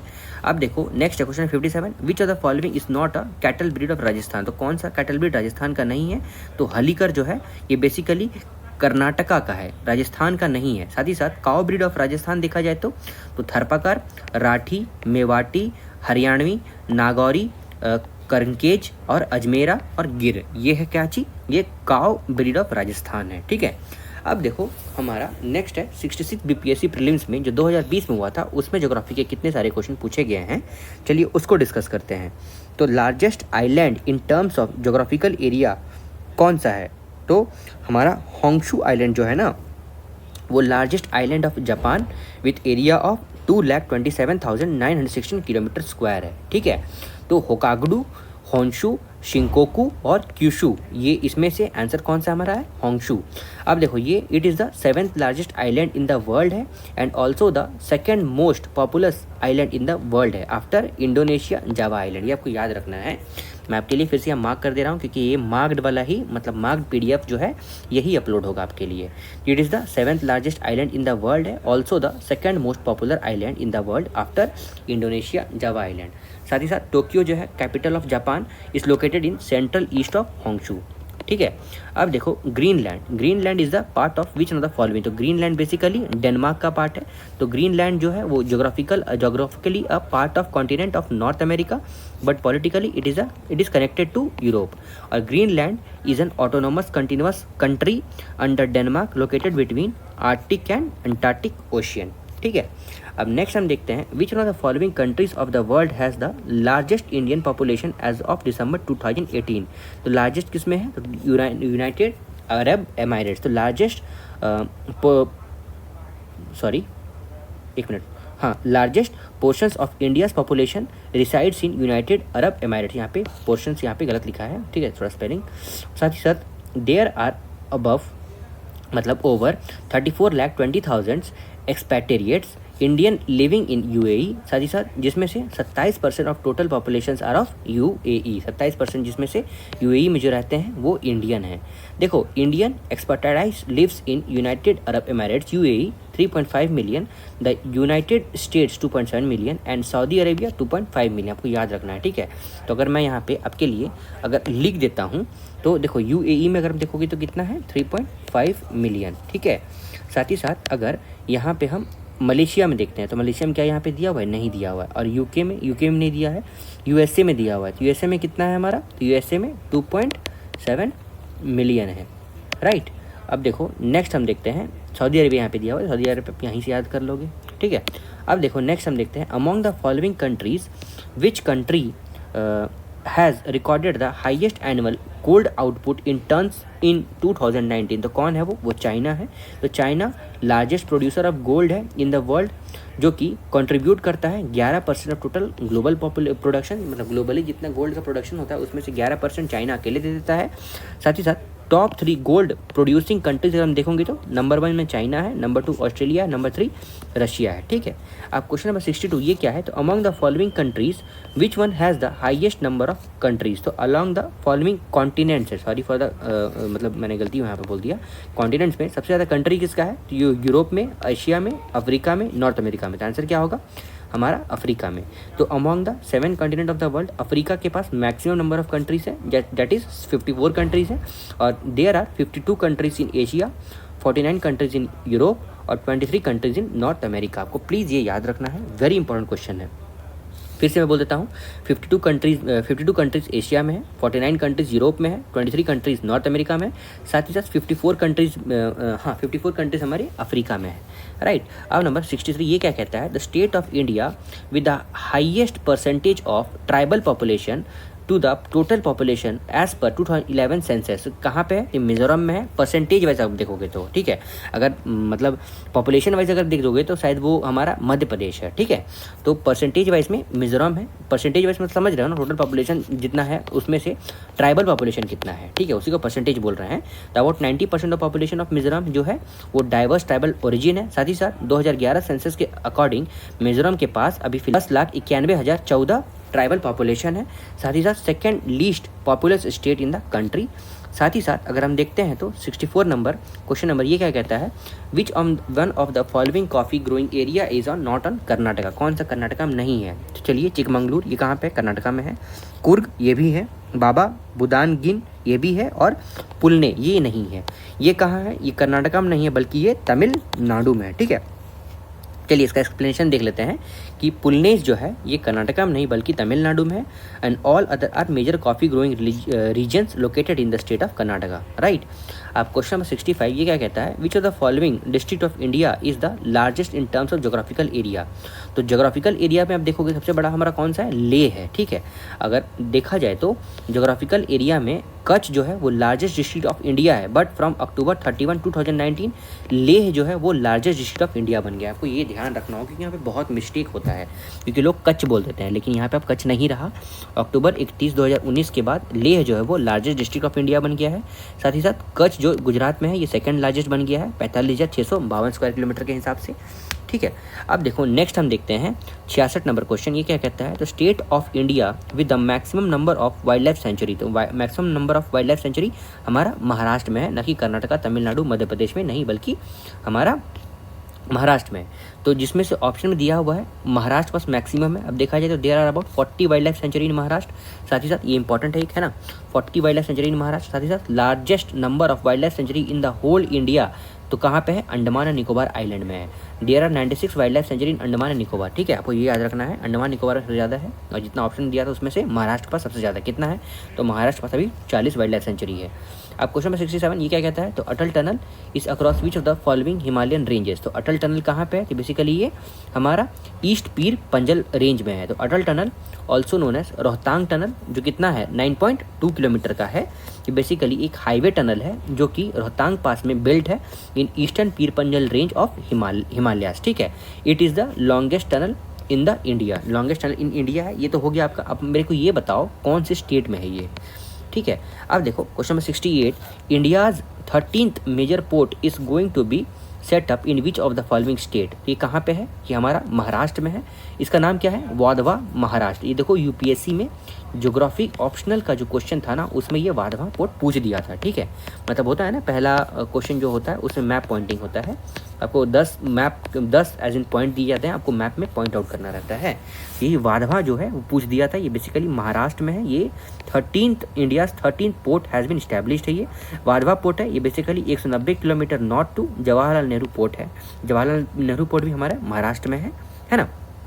अब हमारा क्वेश्चन नंबर 69 है, which one of the following is the leading producer of solar energy. Solar energy में लीडिंग प्रोड्यूसर क्या है? कर्नाटका है।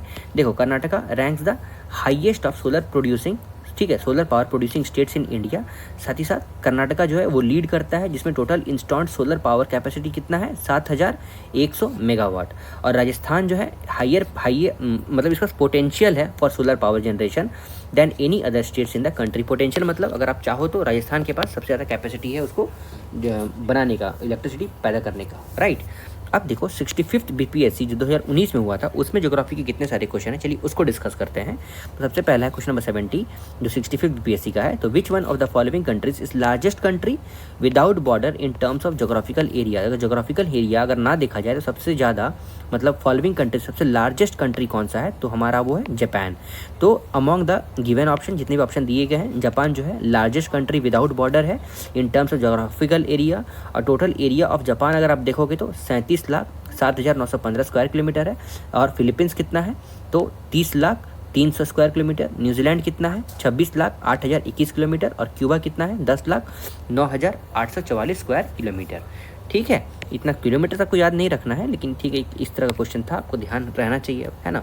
अब देखो क्वेश्चन नंबर 71, ये क्या कहता है? The countries which has the longest north south latitudinal extent of the territory. तो longest north south latitudinal extent आप देखोगे तो ये चिली है, ठीक है, ना कि देखो यहाँ पे अगर कनाडा रहता तो क्या होता बताओ तो क्या मतलब, या फिर रशिया है, रशिया भी साथ ही साथ है, तो हो सकता है कन्फ्यूजन हो जाए, तब को याद रखना है चिली है इसका आंसर। तो country with longest north south latitudinal border वो चिली है। और length of the north south border of Chile is 4620 kilometre. अब क्वेश्चन नंबर 72 है, ये क्या कहता है? Which one of the following countries has the highest number of island. तो हाईएस्ट नंबर ऑफ आइलैंड किसके पास है? इंडोनेशिया के पास है। अगर आप नंबर में देखोगे तो 17,508 आइलैंड है इंडोनेशिया के पास, जो कि मैक्सिमम नंबर ऑफ आइलैंड है, ठीक है, इस ऑप्शन में, ठीक है, ये आपको याद रखना है। हमारे अंडमान और निकोबार में कितने हैं? 500 कितने हैं बताओ? 550, 546, 545 कितने हैं बताओ? याद है आपको? Among the following countries, question number 73 है हमारा।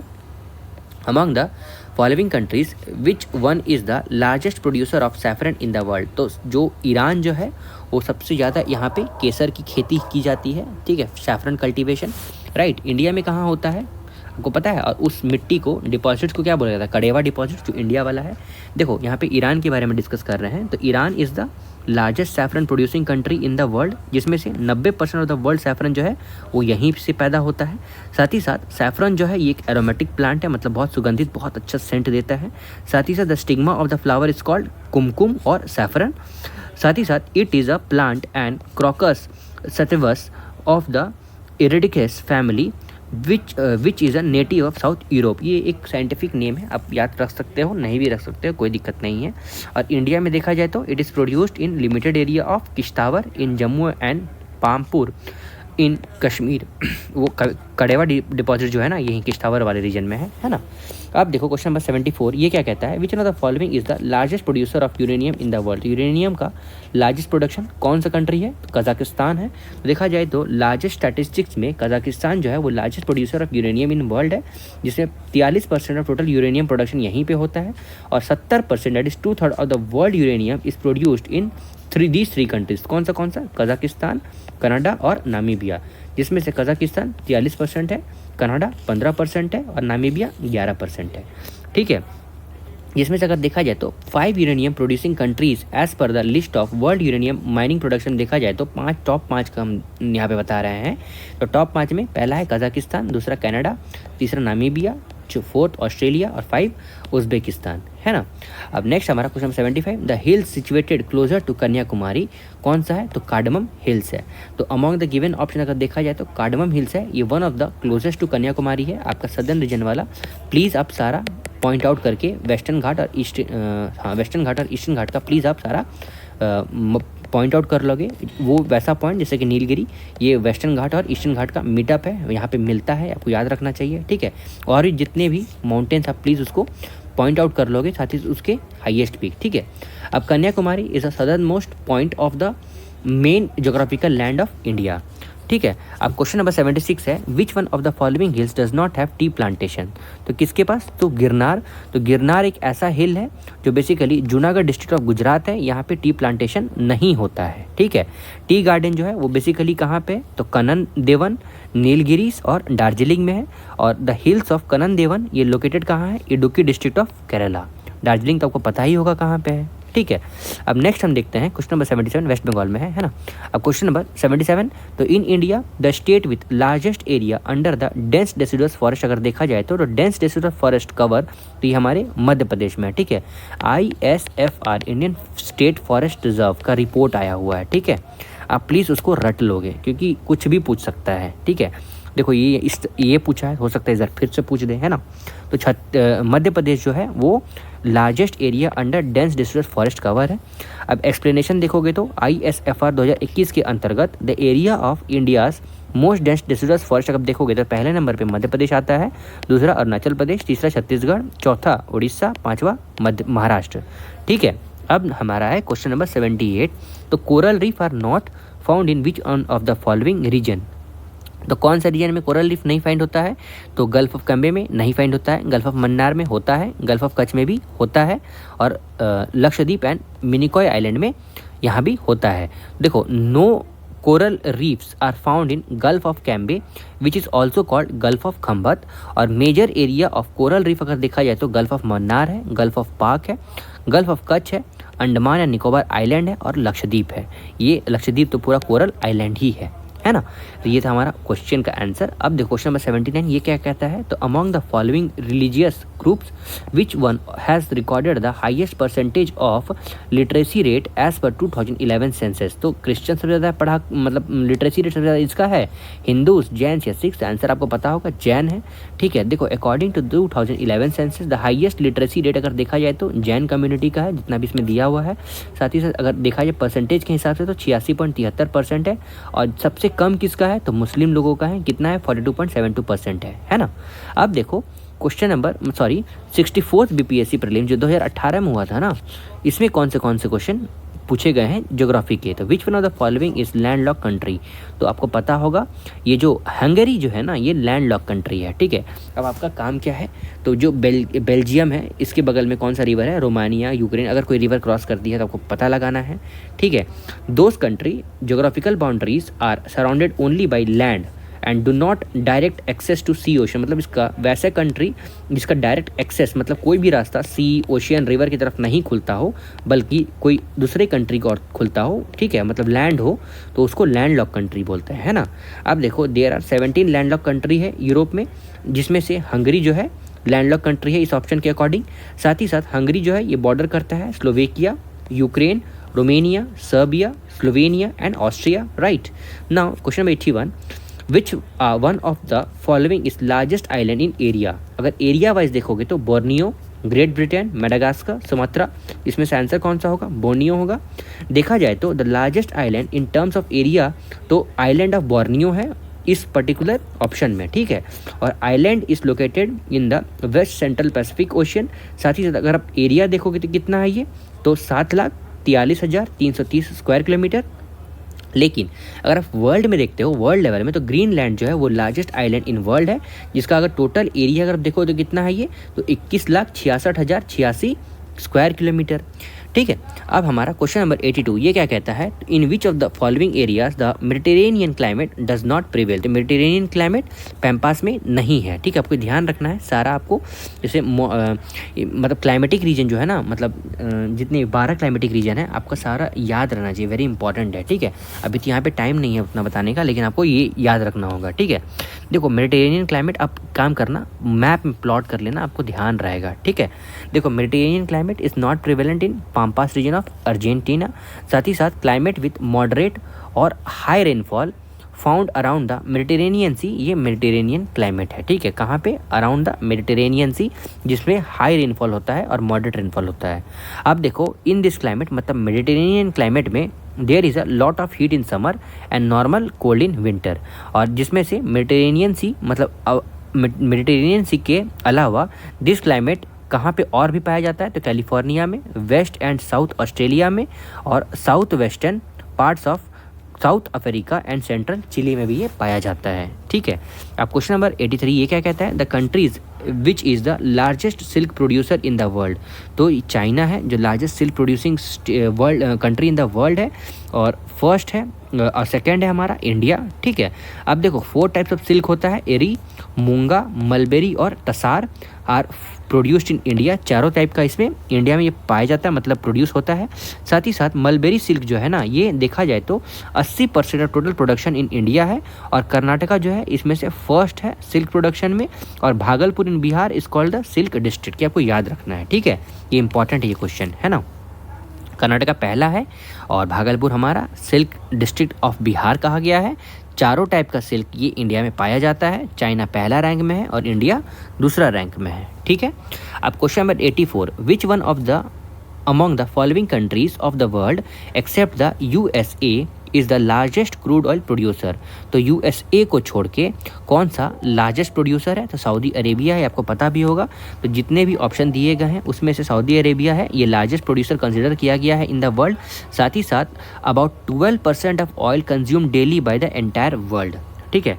मतलब इट प्रोड्यूसेस अबाउट 12% ऑफ, मतलब जितना भी कंजप्शन है ना, मान लो 100% टोटल वर्ल्ड में कंजर्व कर जाता है, मतलब खा जाते हैं लोग, 100% पेट्रोल यूज़ कर लेते हैं, तो उसमें से 12% कहाँ से प्रोड्यूस होता है, सऊदी अरेबिया से, ठीक है।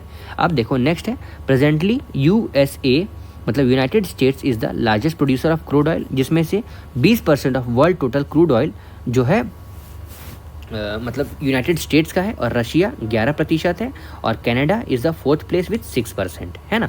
ये आपको याद रखना है। 20% किसका है, यूएस का है। 12% किसका है, सऊदी अरेबिया का है।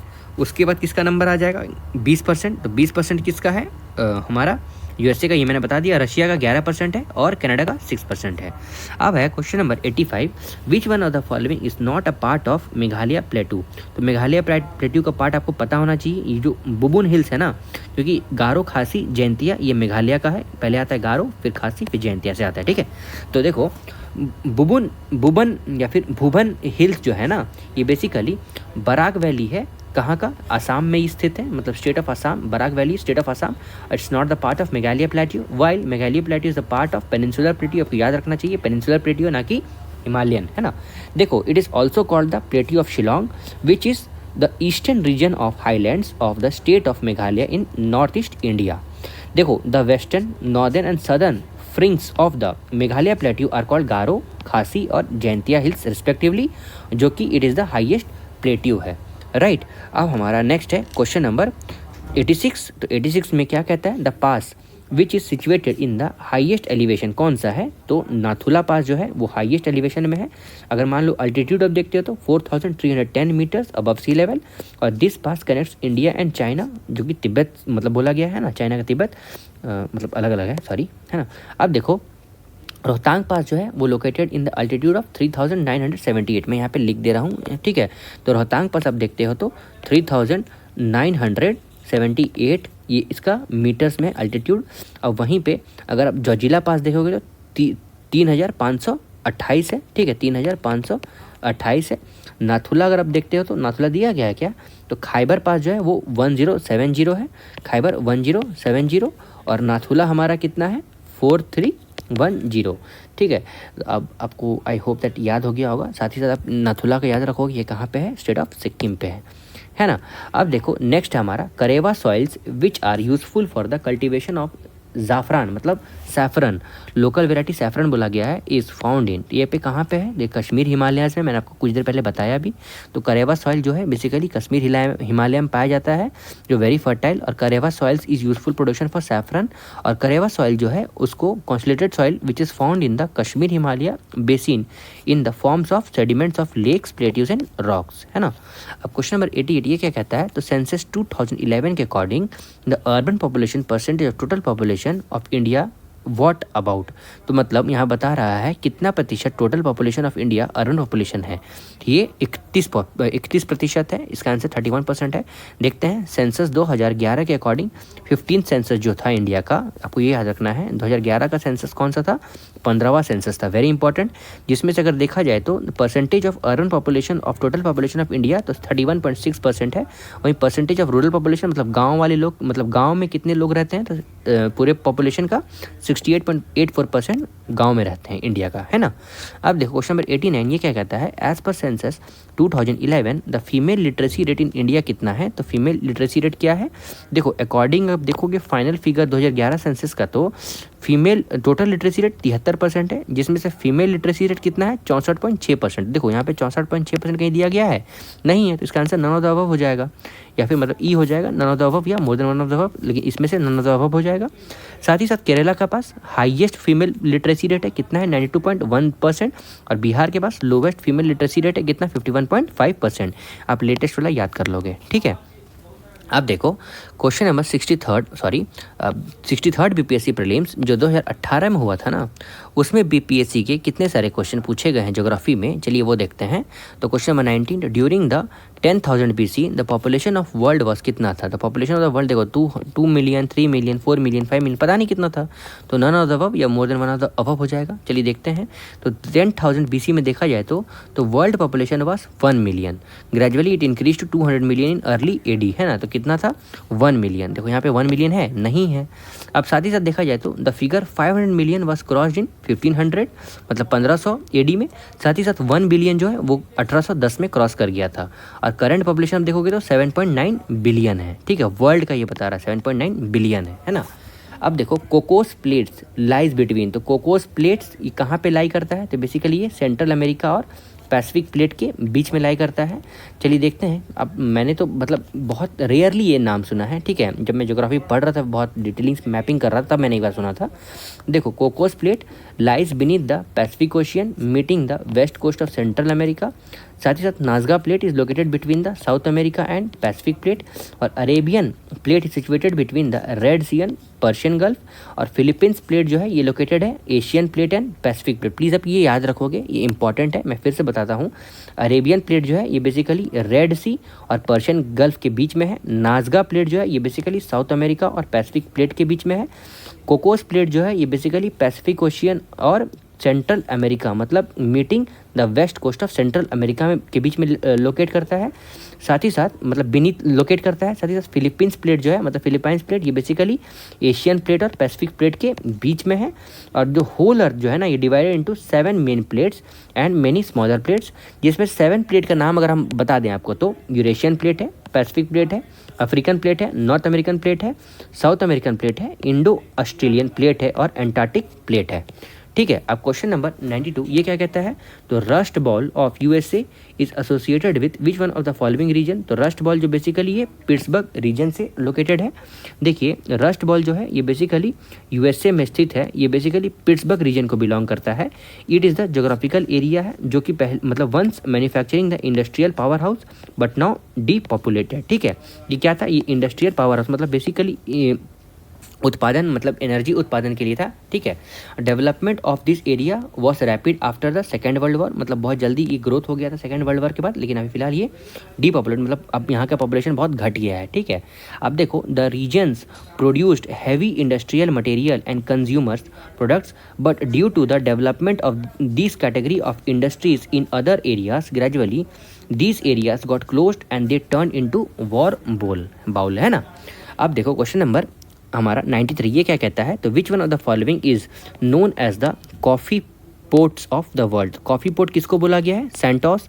देखो सैंटोस पोर्ट जो है बेसिकली कहाँ पे है? Santos states of Sao Paulo में, जो कि ब्राज़ील में स्थित है। इसको क्या बोला गया है? तो कावा पोर्ट बोला गया है। कावा आप लोगों ने पिया है क्या? ये कश्मीर में मिलता है, मैंने एक खरीद के भी लाया था मैंने, ठीक है। मैं मतलब जब कश्मीर गया था तो मैंने वो डल लेक है ना उसकी, उसमें वो उसको क्या कहते हैं, मैं भुला गया नाम, नाव में जो सवारी करते हैं ना, मुझे याद नहीं आ रहा है। शिकारा, यस, शिकारा का सवारी कर रहा था मैं। तो शिकारा में जब गया था तो वैसे ही दूसरे शिकारा में वो कावा बेचने के लिए आए थे, है ना। तो कावा because most of the Brazil coffee is exported from this port. साथ ही साथ largest port of Latin America है। कौन सा? संतोष या फिर सैंटोस पोर्ट, है ना। अब question number 94, which one of the following states has the highest percentage of area under the forest.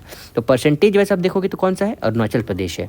अब एरिया वाइज देखोगे तो कौन सा है? महाराष्ट्र है क्या? बताओ, देखते हैं, चलो आगे। तो according to Indian state forest report जो 2021 में निकाला गया है, 3 major state with maximum forest area अगर देखा जाए तो एरिया वाइज देखोगे तो आप मध्य प्रदेश है, अरुणाचल प्रदेश और छत्तीसगढ़ है, वाइल मिजोरम, लक्षद्वीप और Andaman Nicobar and island and Arunachal Pradesh has highest forest percentage. तो टोटल एरिया में कितना भाग उसका फॉरेस्ट कवर है, इसमें सबसे ज़्यादा मिजोरम का है, दूसरा लक्षद्वीप है, तीसरा अंडमान निकोबार है और चौथा अरुणाचल प्रदेश है। वहीं पे अगर एरिया वाइज मतलब किलोमीटर में आप देखोगे सबसे ज़्यादा किस में है? मध्य प्रदेश में है, फिर अरुणाचल प्रदेश में, फिर छत्तीसगढ़ में। सॉरी, मैंने महाराष्ट्र बोल दिया था, है ना। अब देखो क्वेश्चन नंबर 95, ये क्या कहता है? Which one of the following soil is deposited bye reverse. तो कौन सा सॉइल है जो मेनली रिवर्स डिपॉजिटेड होता है? तो एलुवियल सॉइल है। तो एलुवियल सॉइल वैसा सॉइल है जो बेसिकली रिवर के फ्लो के दौरान लाया जाता है। और ये prime example non regional soil है, मतलब किसी एक पर्टिकुलर रीजन में नहीं पाया जाता। जहाँ पे ड्रेन होता है ना रिवर, मतलब जहाँ रिवर का माउथ है वहाँ पाया जाता है। It is formed in areas away from the parent rock. साथ ही साथ this soil is found on about 40% of lands area of the country. और ब्लैक सॉइल जो है is known as regur soil और कॉटन सॉइल। और iron, lime, potash, aluminium, calcium are the evident in soil, while nitrogen, phosphorus and organic elements are deficient, है ना। ये आपको याद रखना होगा। फिर से समझा देता हूँ। ब्लैक सॉइल जो है इसको रेगर सॉइल ही बोला गया या फिर ब्लैक कॉटन सॉइल ही बोला जाता है, जो कि आयरन और लाइम और पोटेशियम, एल्युमिनियम और कैल्शियम इसमें एविडेंट अमाउंट में प्रेजेंट रहता है। लेकिन यहाँ पे नाइट्रोजन, फॉस्फोरस और ऑर्गेनिक एलिमेंट जो है ना यहाँ पे डिफिशिएंट रहता है, मतलब कम रहता है या फिर ना के बराबर रहता है। अब देखो लैटराइट सॉइल के बारे में अगर हम जानते हैं तो ये basically rich in iron oxide होता है और एल्यूमिनियम ऑक्साइड। लेकिन इसमें किस चीज़ की कमी रहती है? नाइट्रोजन की, फॉस्फोरस की, पोटैश की, लाइम की और ऑर्गेनिक मैटर की। प्लीज़ आप ये याद रखोगे, ये बेसिकली कभी कभी पूछ देता है। एक बार यूपीएससी के 2019 या 20 वाले में यही पूछ दिया था कि अगर इस चीज़ की कमी है, अगर मान लो किसी पर्टिकुलर चीज़ की कमी है तो हम सॉइल में क्या ऐड करेंगे? उसका आंसर शायद लाइम होता है ना। देखो लैटराइट सॉइल जो है basically rich in aluminium oxide है और इसमें क्या डेफिशिएंट है? तो नाइट्रोजन, फॉस्फोरस, एनपीके, है ना, एनपीके और लाइम, ऑर्गेनिक मैटर, ये सब कमी है उसमें। अब क्वेश्चन नंबर 96 ये क्या कहता है? तो what is the share of hydro electric power in total electric produced in India. तो शेयर कितना है? तो देखो 7th largest highest producer in the world है इंडिया। और इंडिया जो है world 3rd largest electric producer and world 3rd largest consumer भी है। और India 7th largest hydro power है, ठीक है। तो देखो वो परसेंटेज आप देखोगे तो कितना है? 13.2% है। आप देखो यहाँ पे 13.2% कहीं पे है? 10, 12, 20, 22 नहीं है। तो वहीं पे इसका आंसर क्या हो जाएगा? ई हो जाएगा, नन ऑफ द अबव। क्योंकि देखो presently the production of hydro power आप देखोगे तो 13.2% है टोटल प्रोडक्शंस का, जिसमें से 7th लार्जेस्ट ये हाइड्रो प्रोड्यूसर है और वर्ल्ड का 3rd लार्जेस्ट और 3rd कंज्यूमर है। ये वेरी इंपॉर्टेंट क्वेश्चन है ये क्वेश्चन, और इसका एक्सप्लेनेशन ही बहुत इंपॉर्टेंट है, आप प्लीज़ ध्यान रखोगे, है ना। अब देखो क्वेश्चन नंबर 97 ये क्या कहता है? Which census year is called demographic divide in population study of India. तो पॉपुलेशन स्टडी के अकॉर्डिंग आप देखोगे तो डेमोग्राफिक डिवाइड 1921 को बोला गया है। ये जो डेकेड है ना, तो डेकेड मतलब 10 साल, तो 1911 से लेकर 1921 तक there was a trend of decline population की बहुत घट रहा था, पॉपुलेशन बहुत घटोतरी बहुत ज़्यादा होती, मतलब बहुत घट रहा था। क्यों? क्योंकि बहुत यहाँ पे फमाइन था, मतलब भूखमरी और सूखा बहुत ज़्यादा था। और एपिडेमिक मतलब बहुत ज़्यादा, मतलब एपिडेमिक मतलब समझ रहे हो ना, वो बीमारी बहुत ज़्यादा फैल रहा था, जिसके कारण 1921 के बाद पॉपुलेशन ऑफ द कंट्री जो है वो धीरे धीरे बढ़ता गया। और this is why the year 1921 इसको क्या बोला गया है? Great divide year in the history of population. आपको याद रखना है ग्रेट डिवाइड ईयर किसको बोला गया है? तो 1921, है ना। अब देखो the first census of India took place in 1872, ये आपको याद रखना है, वेरी इंपॉर्टेंट है। पहला सेंसस इंडिया में कब हुआ था? 1872 में, ड्यूरिंग द टेनवर लॉर्ड मायो। और 1881 में the census started at an interval of every 10 year, मतलब 1881 से जो है 10 साल में सेंसस होने लगा लॉर्ड रिपन के टाइम पीरियड में। आपको लॉर्ड मायो और लॉर्ड रिपन दोनों याद रखना है, ठीक है। अब देखो, the largest number of cotton mills in Tamil Nadu कहाँ पे है? तो इसका आंसर हमारा कोयम्बतूर में है। तो कोयम्बतूर के में largest number of cotton textile factory present है। Coimbatore is an important industrial city in Tamil Nadu, और Coimbatore is also known as Manchester of south India. तो मैनचेस्टर ऑफ साउथ इंडिया किसको बोला गया है? कोयम्बतूर को, जो कि तमिलनाडु में है, ठीक है, जो कि तमिलनाडु में प्रेजेंट है। अब नेक्स्ट हमारा question number 99, which one of the following state is the leading producer of rubber in India? तो लीडिंग प्रोड्यूसर ऑफ रबर कौन है? केरला है। तो rubber is obtain from the latex, तो लैटेक्स जो है मतलब जो निकलता है ट्री के बार्क से, है ना। तो India is the first rubber plantation, India first rubber plantation ये कब स्टैब्लिश हुआ था? 1895 में on the hill slopes of Kerala. और इंडिया जो है वो third largest producer of natural rubber है वर्ल्ड में, जो कि थाईलैंड और इंडोनेशिया के बाद आता है। मतलब थाईलैंड पहला नंबर में है, इंडोनेशिया दूसरा नंबर में है, और तीसरे नंबर में कौन आ जाता है? तीसरे नंबर में हमारा इंडिया आ जाता है, ठीक है। अब देखो, केरला जो है ये largest producer of natural rubber in India है। जिसके बाद कौन है? तमिलनाडु है। Rubber is also produced in Garo hills of Meghalaya, ठीक है। अब क्वेश्चन नंबर 11 क्या है? नेशनल वाटरवे 1 जो है वो किसको कनेक्ट करता है? ये हल्दिया टू इलाहाबाद है। तो नेशनल वाटरवे 1 के बारे में अगर हम जानते हैं तो लॉन्गेस्ट वाटरवे ऑफ इंडिया है, जिसका लेंथ अब देखोगे तो 1620 किलोमीटर है, 1620। वाटरवे जो है बेसिकली इलाहाबाद से लेके हल्दिया तक कनेक्टेड है, जो किसके अंतर्गत है? तो गंगा, भागीरथी और हुगली रिवर इसके अंतर्गत आता है। जो वाटरवे जो बेसिकली कौन से स्टेट से पास होता है? तो उत्तर प्रदेश से, बिहार से, झारखंड से और वेस्ट बंगाल से।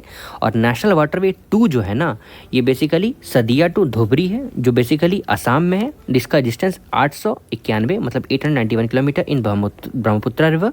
साथ ही साथ नेशनल वाटरवे 3 जो है ये एक्सटेंड करता है वेस्ट कोस्ट ऑफ केरला, है ना। तो हम लोगों ने यहाँ पे national waterway 1, national waterway 2 and national waterway 3 तीनों को डिस्कस कर लिया है। नेशनल वाटरवे 1 का नाम क्या था? तो नेशनल वाटरवे 1 जो है ये बेसिकली कौन सा है? तो Haldia to Allahabad. National waterway 2 जो है वो कौन सा है? तो नेशनल वाटरवे 2 हमारा है Sadiya to Dhubri, basically Assam north east वाले रीजन में। और नेशनल वाटरवे 3 ये कोस्ट ऑफ केरला है, ठीक है, सदर्न रीजन में। अब नेक्स्ट हमारा क्वेश्चन नंबर 101, तो क्षेत्रीय belt of Rajasthan states is famous for, हम लोगों ने पहले भी देखा है, ये कॉपर माइन से ये क्वेश्चन रिपीट है, अब इसीलिए मैं कह रहा हूँ PYQ most important source for your exam preparation. तो क्षेत्रीय ऑफ राजस्थान जो है has been a major part of copper mines since the Indus valley civilization. साथ ही साथ मध्य प्रदेश, राजस्थान और झारखंड जो है ये फर्स्ट, सेकेंड और थर्ड पोजिशन में है इन terms of copper reserve in production.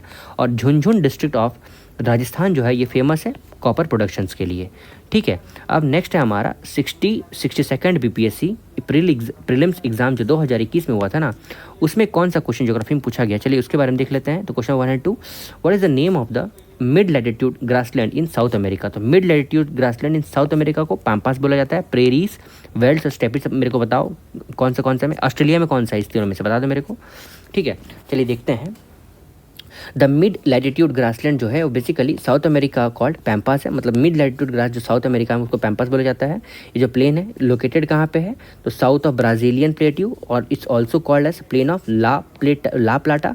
और Parana and Paraguay are their tributaries contributed to the formation of this plane.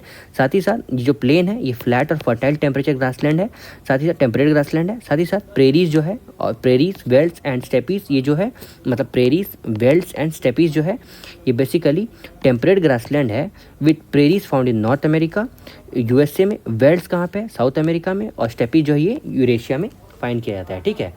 अब देखो नेक्स्ट है हमारा question number 103, the great Victorian desert जो है ये कहाँ पे लोकेटेड है? ये ऑस्ट्रेलिया में है। तो ग्रेट विक्टोरियन डेजर्ट जो है ये ऑस्ट्रेलिया में है। ग्रेट विक्टोरियन डेजर्ट ये largest desert in south hemisphere है। और Australia is the world's smallest and largest populated continent है, जो कि लोकेटेड है सदर्न हेमिस्फीयर में। और tropic of Capricorn passes through its middle, और it is a dry continent due to its locations on tropic of Capricorn and east west extend, ठीक है। अब क्वेश्चन नंबर 104 देखा जाए तो which one of the following activities is performed at Coolgardie? तो Coolgardie जो है ये बेसिकली कौन सा एक्टिविटी ये कहाँ पे परफॉर्म होता है? बेसिकली ये गोल्ड माइन में ये एक्टिविटी परफॉर्म होता है। कोलगाडी जो है ये world famous for gold mining है, जो लोकेटेड इन ऑस्ट्रेलिया है। Famous area of gold mining आप देखोगे तो Appalachian region of USA, Donets region of Ukraine and Ruhr valley of Germany. साथ ही साथ famous area of copper mining आप देखोगे तो ये चुंका माता, ठीक है, Chuquicamata, mountains of Chile and Katanga regions of Congo. और गोल्ड माइनिंग आप देखोगे तो Coolgardie and Kalgoorlie of Australia and Johannesburg and Kimberley of south Africa. ठीक है, सॉरी फॉर द प्रोनाउंसिएशन। ठीक है, अब देखो क्वेश्चन नंबर 105 ये क्या कहता है, what is the particulate matter. तो पर्टिकुलेट मैटर क्या है, ये बेसिकली ये एयर पॉल्यूटेंट है।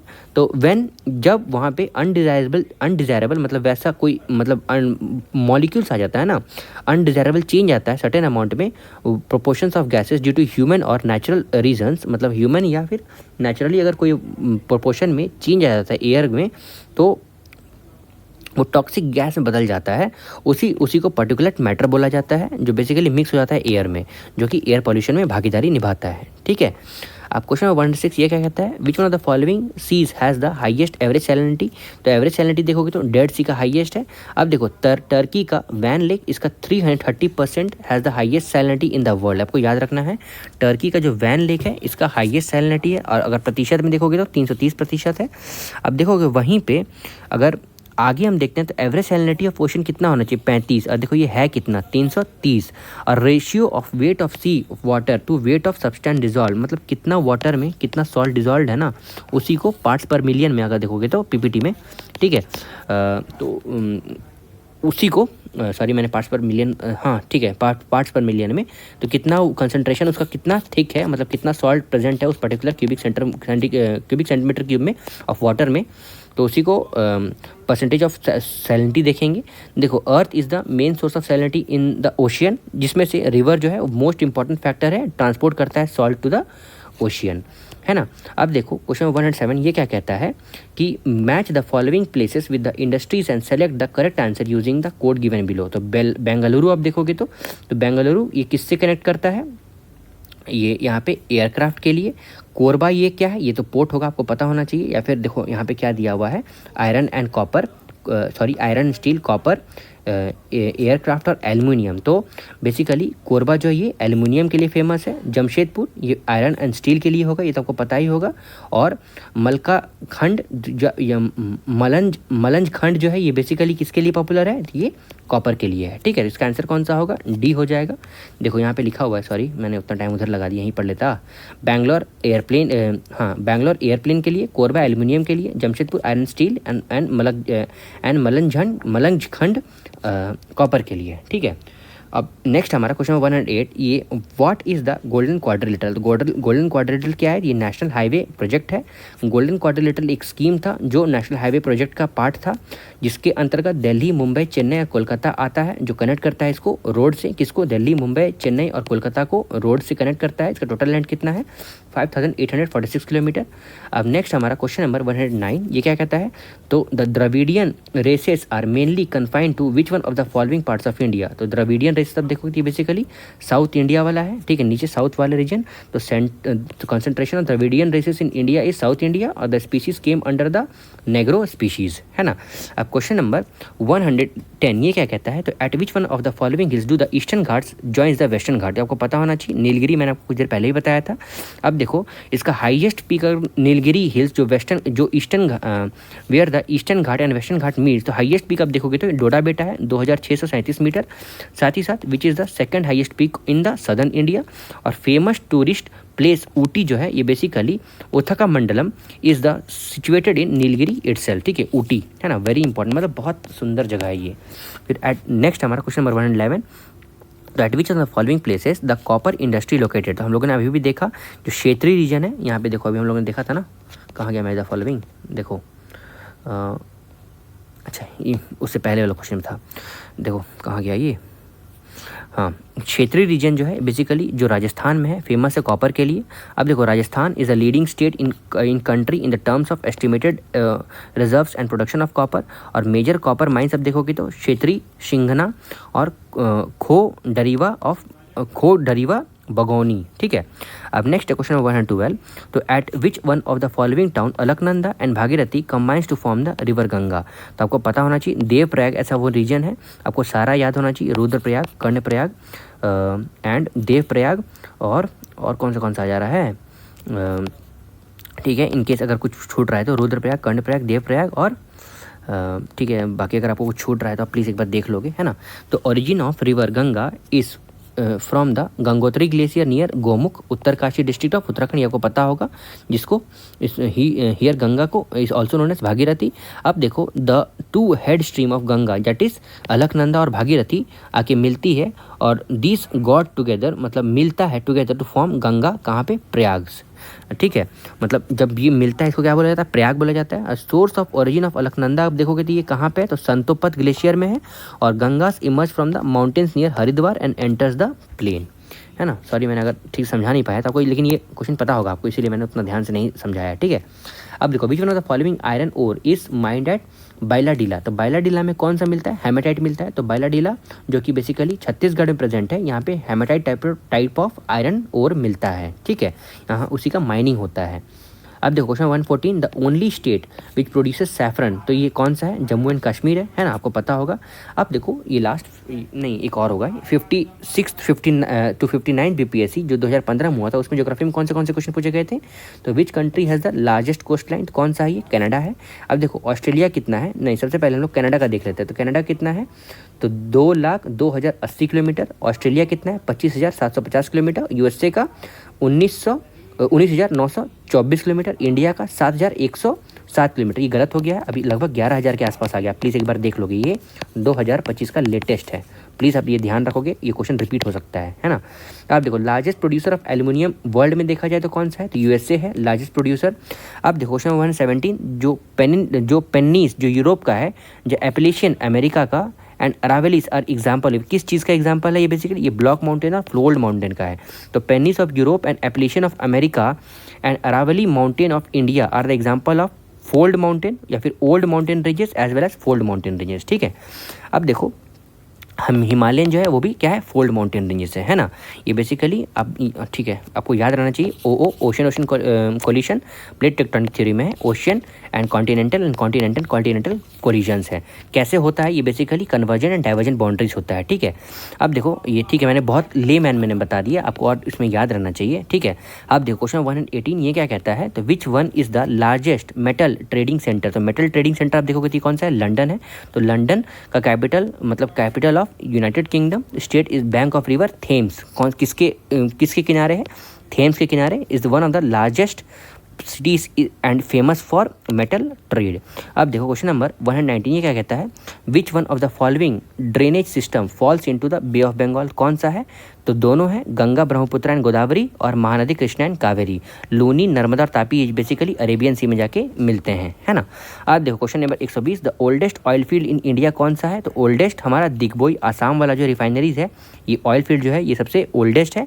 अब there is an oil field in Digboi and refinery at Nahorkatiya. 1890 में oil was extracted from oil well in Digboi Assam, है ना। अब नेक्स्ट हम देखते हैं in India the Yarlung Tsangpo river जो है इसको क्या बोला गया, ये ब्रह्मपुत्रा के नाम से, मतलब यारलुंग जैंगपो को ही ब्रह्मपुत्रा बोला गया है। इट इज़ ऑल्सो कॉल्ड जैंगपो इन तिब्बत। अब क्वेश्चन नंबर 121 ये क्या कहता है, which one of the following is the driest station. तो ड्राइएस्ट स्टेशन कौन सा है, ले है। तो ले जो है वो कोल्ड डेजर्ट रीजन है, जो कि ड्राइएस्ट रीजन बताया गया है। एवरेज एनुअल रेनफॉल आप देखोगे तो 8 से 9 सेंटीमीटर है। बिहार का कितना है बताओ। उसके बाद 123वां नंबर क्वेश्चन है, which amongst the following states has not identified tribal community. जो कोई भी ट्राइबल कम्युनिटी हरियाणा में नहीं है। हरियाणा और पंजाब वेयर एस मतलब कोई भी ऐसा ट्राइबल कम्युनिटी नहीं पाया गया है। पुडुचेरी, दिल्ली, चंडीगढ़, हरियाणा और पंजाब में, ठीक है। मोस्ट इंपॉर्टेंट हो जाता है कहाँ नहीं पाया जाता है, पुडुचेरी, दिल्ली, चंडीगढ़, हरियाणा और पंजाब में। लेकिन महाराष्ट्र में कितना है, 9.4% टोटल पॉपुलेशन, और 30% in Chhattisgarh and 7% in Karnataka are found, ठीक है। एमपी का नहीं दिया हुआ है, आप एमपी का ढूंढ निकालोगे। क्वेश्चन 124, सुल्तानपुर बर्ड सेंचुरी कहाँ पे है? तो बेसिकली ये गुड़गांव, सुल्तानपुर बर्ड सेंचुरी ये 15 kilometre north of Gurgaon, Gurugram है ना। It is Gurgaon district of Haryana, मतलब ये बेसिकली हरियाणा में है। अब question 125, the forest area in India as India person, the forest area in India per person in average hectare देखा जाए तो कितना है? ये भी पता नहीं है। देखो पर कैपिटा फॉरेस्ट अवेलेबिलिटी इन इंडिया कितना है? 0.08 हेक्टर है। देखो यहाँ पे मैच ही नहीं कर रहा है, इसीलिए यहाँ पे एस्ट्रिक दे दिया गया है, जो कि it is necessary for environmental point of view to have forest of about 33% in of total area of India. तो टोटल एरिया का जितना है ना, एरिया मतलब इंडिया का, उसमें से कम 33% फॉरेस्ट होना चाहिए, राइट। अब देखो नेक्स्ट हम देखते हैं हमारा क्वेश्चन कौन सा है।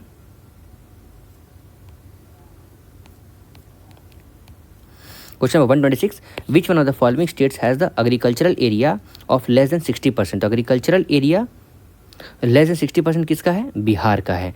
तो out of total geographical area Bihar का है, जिसमें से 52.79% लाख हेक्टर है जो एग्रीकल्चरल एरिया मतलब एग्रीकल्चरल लैंड में आता है, जो कि लेस से 60% से total agricultural of area of that state, ठीक है। अब क्वेश्चन 127, तो नागार्जुना सागर मल्टीपर्पज़ जो प्रोजेक्ट है ये कौन से रिवर में है? तो बेसिकली ये कृष्णा रिवर पे है। तो नागार्जुना सागर जो है ये मल्टीपर्पज़ प्रोजेक्ट जो कि कृष्णा रिवर आंध्र प्रदेश से प्रेजेंट है। कृष्णा रिवर जो है ये बेसिकली वेस्टर्न घाट से ओरिजिनेट होता है, महाबलेश्वर से, और Krishna river is the second longest river in peninsular India and third longest river in India है ना। अब नेक्स्ट है हमारा 53rd 55th बीपीएससी प्रीलिम्स जो 2011 में आया था ना, उसमें ज्योग्राफी के कितने सारे क्वेश्चन हैं। तो question 128, in which of the following countries टकला मकान डेजर्ट सिचुएटेड है? तो आपको पता होना चाहिए टकला मकान बेसिकली चाइना में सिचुएटेड है, जो बेसिकली अगर तरीम बेसिन, अब वो मोर प्रिसाइज जाओगे, तरीम बेसिन ऑफ चाइना, तो वहाँ पे ये लोकेटेड है, जो कि bounded by Tian Shan mountain in north और Kunlun Shan mountain in south, जिसका एवरेज हाइट 600 मीटर है। और ये desert is spreaded over an area of about 3,20,000 square kilometre. और इन दिस डेजर्ट, इस डेजर्ट में कंटिन्यूस चेंजिंग ऑफ सैंड्स और स्टूपास टेक्स प्लेस, मतलब दिखता है यहाँ पे, ठीक है। अब देखो क्वेश्चन नंबर 129 ये क्या कहता है? तो which strait connects the red C and Indian Ocean? तो रेड सी को इंडियन ओशियन बाबल मंडप कनेक्ट करता है, ठीक है। तो बाबल मंडप स्ट्रेट जो है ये जो लोकेटेड है यमन में और जिबूटी में, ठीक है, कनेक्ट करता है इंडियन ओशन को रेड सी से, ठीक है। आपको ध्यान रखना होगा, ये वेरी इंपॉर्टेंट है, ठीक है। मैं चाहता तो मतलब मुझे ध्यान नहीं था थोड़ा, नहीं तो मैं आपको मैप से बता देता आपको। चलो कोई नहीं, आप एक बार मैप में देख लोगे, ठीक है। और जो स्ट्रेट ऑफ हॉर्मुज जो है ये बेसिकली कनेक्ट करता है पर्शियन गल्फ को गल्फ ऑफ ओमान से, जो मतलब वाइल सेपरेटिंग ओमान और ईरान। और बॉस्फोरस स्टेट जो है basically Black Sea and Sea of Marmara है। और स्टेट ऑफ मलक्का जो है कनेक्ट करता है अंडमान सी को साउथ चाइना सी से, है ना। अब देखो, अब बताओ मेरे को, अगर स्ट्रेट ऑफ जिब्राल्टर, ठीक है, स्ट्रेट ऑफ जिब्राल्टर आप देख लोगे, उसके देखो स्ट्रेट ऑफ करा देख लोगे, है ना। स्ट्रेट ऑफ करा के बाद आप क्या देख लोगे, ये एजियन सी वाला क्या नाम है उसका, एजियन सी वाला मुझे याद नहीं आ रहा, आप एक बार एजियन सी वाला देख लोगे, ठीक है। कुक स्टेट देख लेना, वो भी इम्पॉर्टेंट है, ठीक है, कुक स्टेट भी देख सकते हो आप। अब देखो नेक्स्ट है, where is 90 east ridge situated? तो 90 ईस्ट रिज जो है ये बेसिकली इंडियन ओशन में प्रेजेंट है। 90 east ridge is located in Indian ocean. अब फोल्डिंग इज रिजल्ट ऑफ, तो फोल्डिंग ये रिजल्ट ओरिजिनेटिक फोर्सेस का है, ठीक है। तो फोल्डिंग जो है बेसिकली माउंटेन बिल्डिंग प्रोसेस है। एक माउंटेन बिल्डिंग कैसे यहाँ पे प्रोसेस मतलब फॉर्म होता है, ठीक है। तो देखो बेसिकली ये कन्वर्जन और डाइवर्जन बाउंड्री से होता है। बेसिकली ओ कोलिजन मतलब ओशन कोलिजन, ओसी ओशन कॉन्टिनेंट कोलिजन, और कॉन्टिनेंट कोलिजन बेसिकली क्या देता है? ये बेसिकली फोल्ड माउंटेन फॉर्मेशन होता है। ये क्या है? ये एक एंडोजेनेटिक मतलब इंटरनल फोर्स है, ठीक है। उसी के कारण ये बता रहा है building force, mountain building forces है। तो देखो कोबर जो है, अकॉर्डिंग टू कोबर, ये एक साइंटिस्ट है। ड्यू टू द हार्ड मतलब जोग्राफिस्ट मतलब जोग्राफी के बारे में बहुत सारे इन्होंने थ्योरी दिया हुआ है। Due to the hardness, softness, pressure and compression of the rock, folds occur in the rock due to which folded mountain are formed, और लाइक हिमालयन, रॉकी और एंडेस, है ना।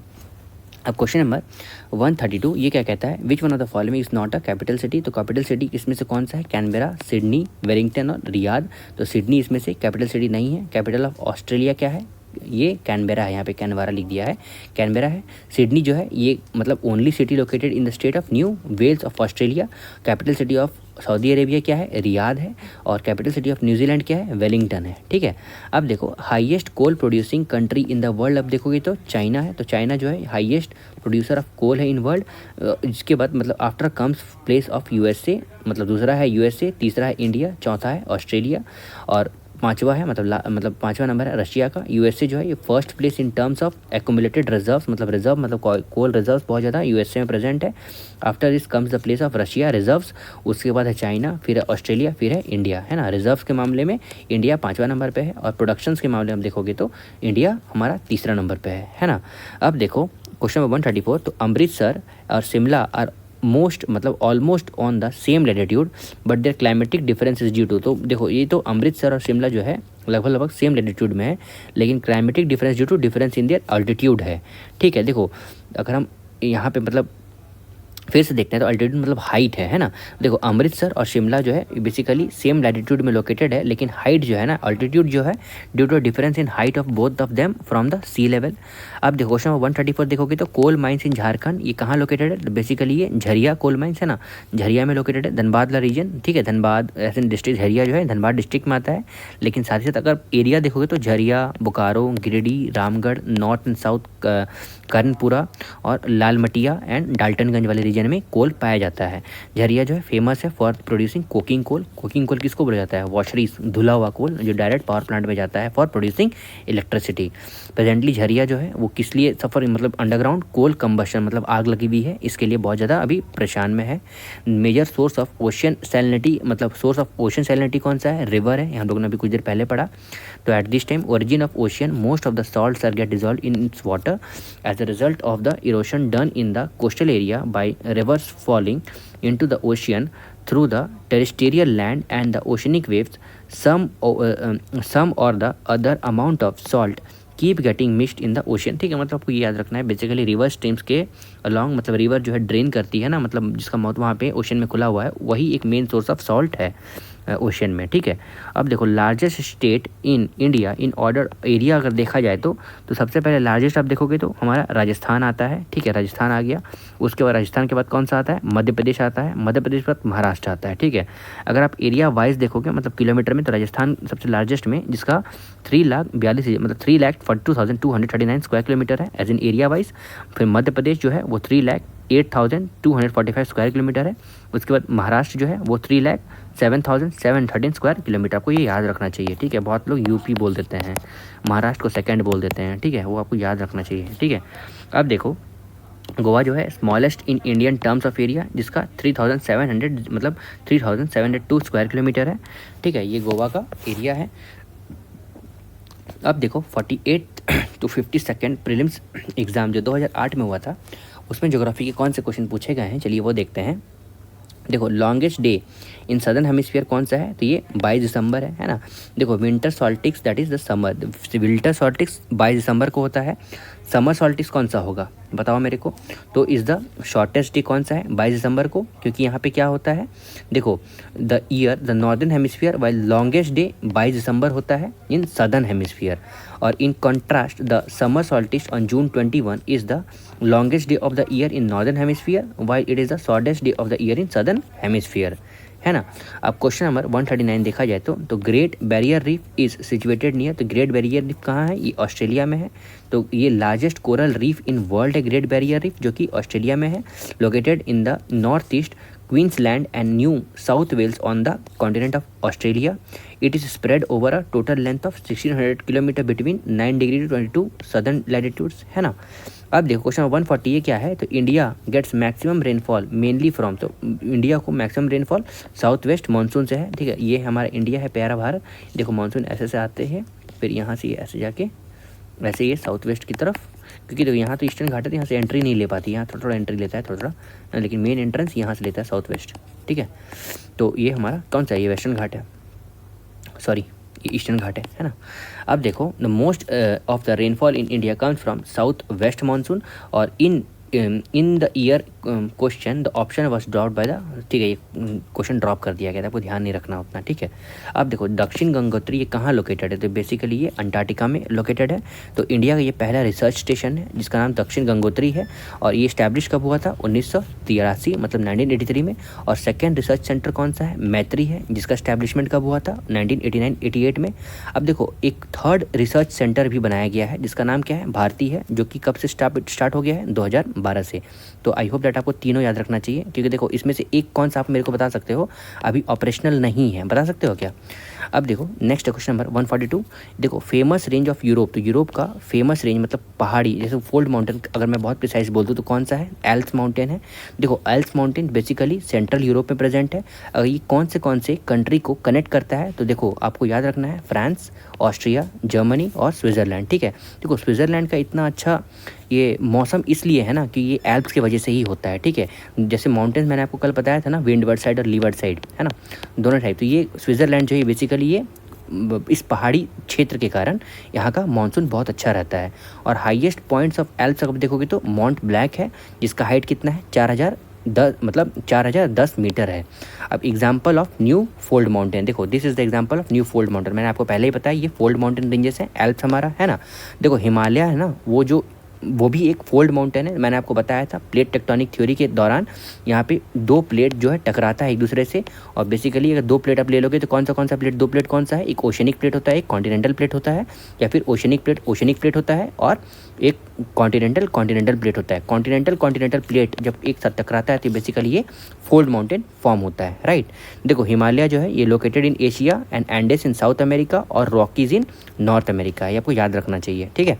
देखो longest river of south America आप देखोगे तो ये basically कौन सा है, मिसिसिपी मिसौरी है।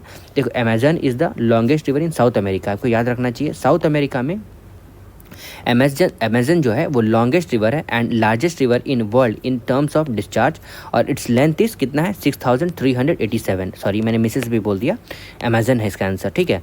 The terms of the length, the Nile river जो है लॉन्गेस्ट रिवर इन वर्ल्ड है, जिसका मतलब देखो इन टर्म्स ऑफ लेंथ अगर बोलोगे तो देखो लॉन्गेस्ट रिवर अब इन साउथ अमेरिका हमारा अमेजन है, लेकिन अगर आप पूरा वर्ल्ड में बोल दोगे तो नाइल है, जिसका लेंथ है 6650 किलोमीटर। और the flow area of Nile river कितना है, मतलब flow area of Nile river is in Africa. और मिसिसिपी जो है longest river of north America है, ये आपको याद रखना चाहिए। देखो वर्ल्ड में देखा जाए तो नाइल रिवर है, अगर साउथ अमेरिका में बोलोगे तो अमेजन है, और नॉर्थ अमेरिका में बोलोगे तो मिसिसिपी है, राइट।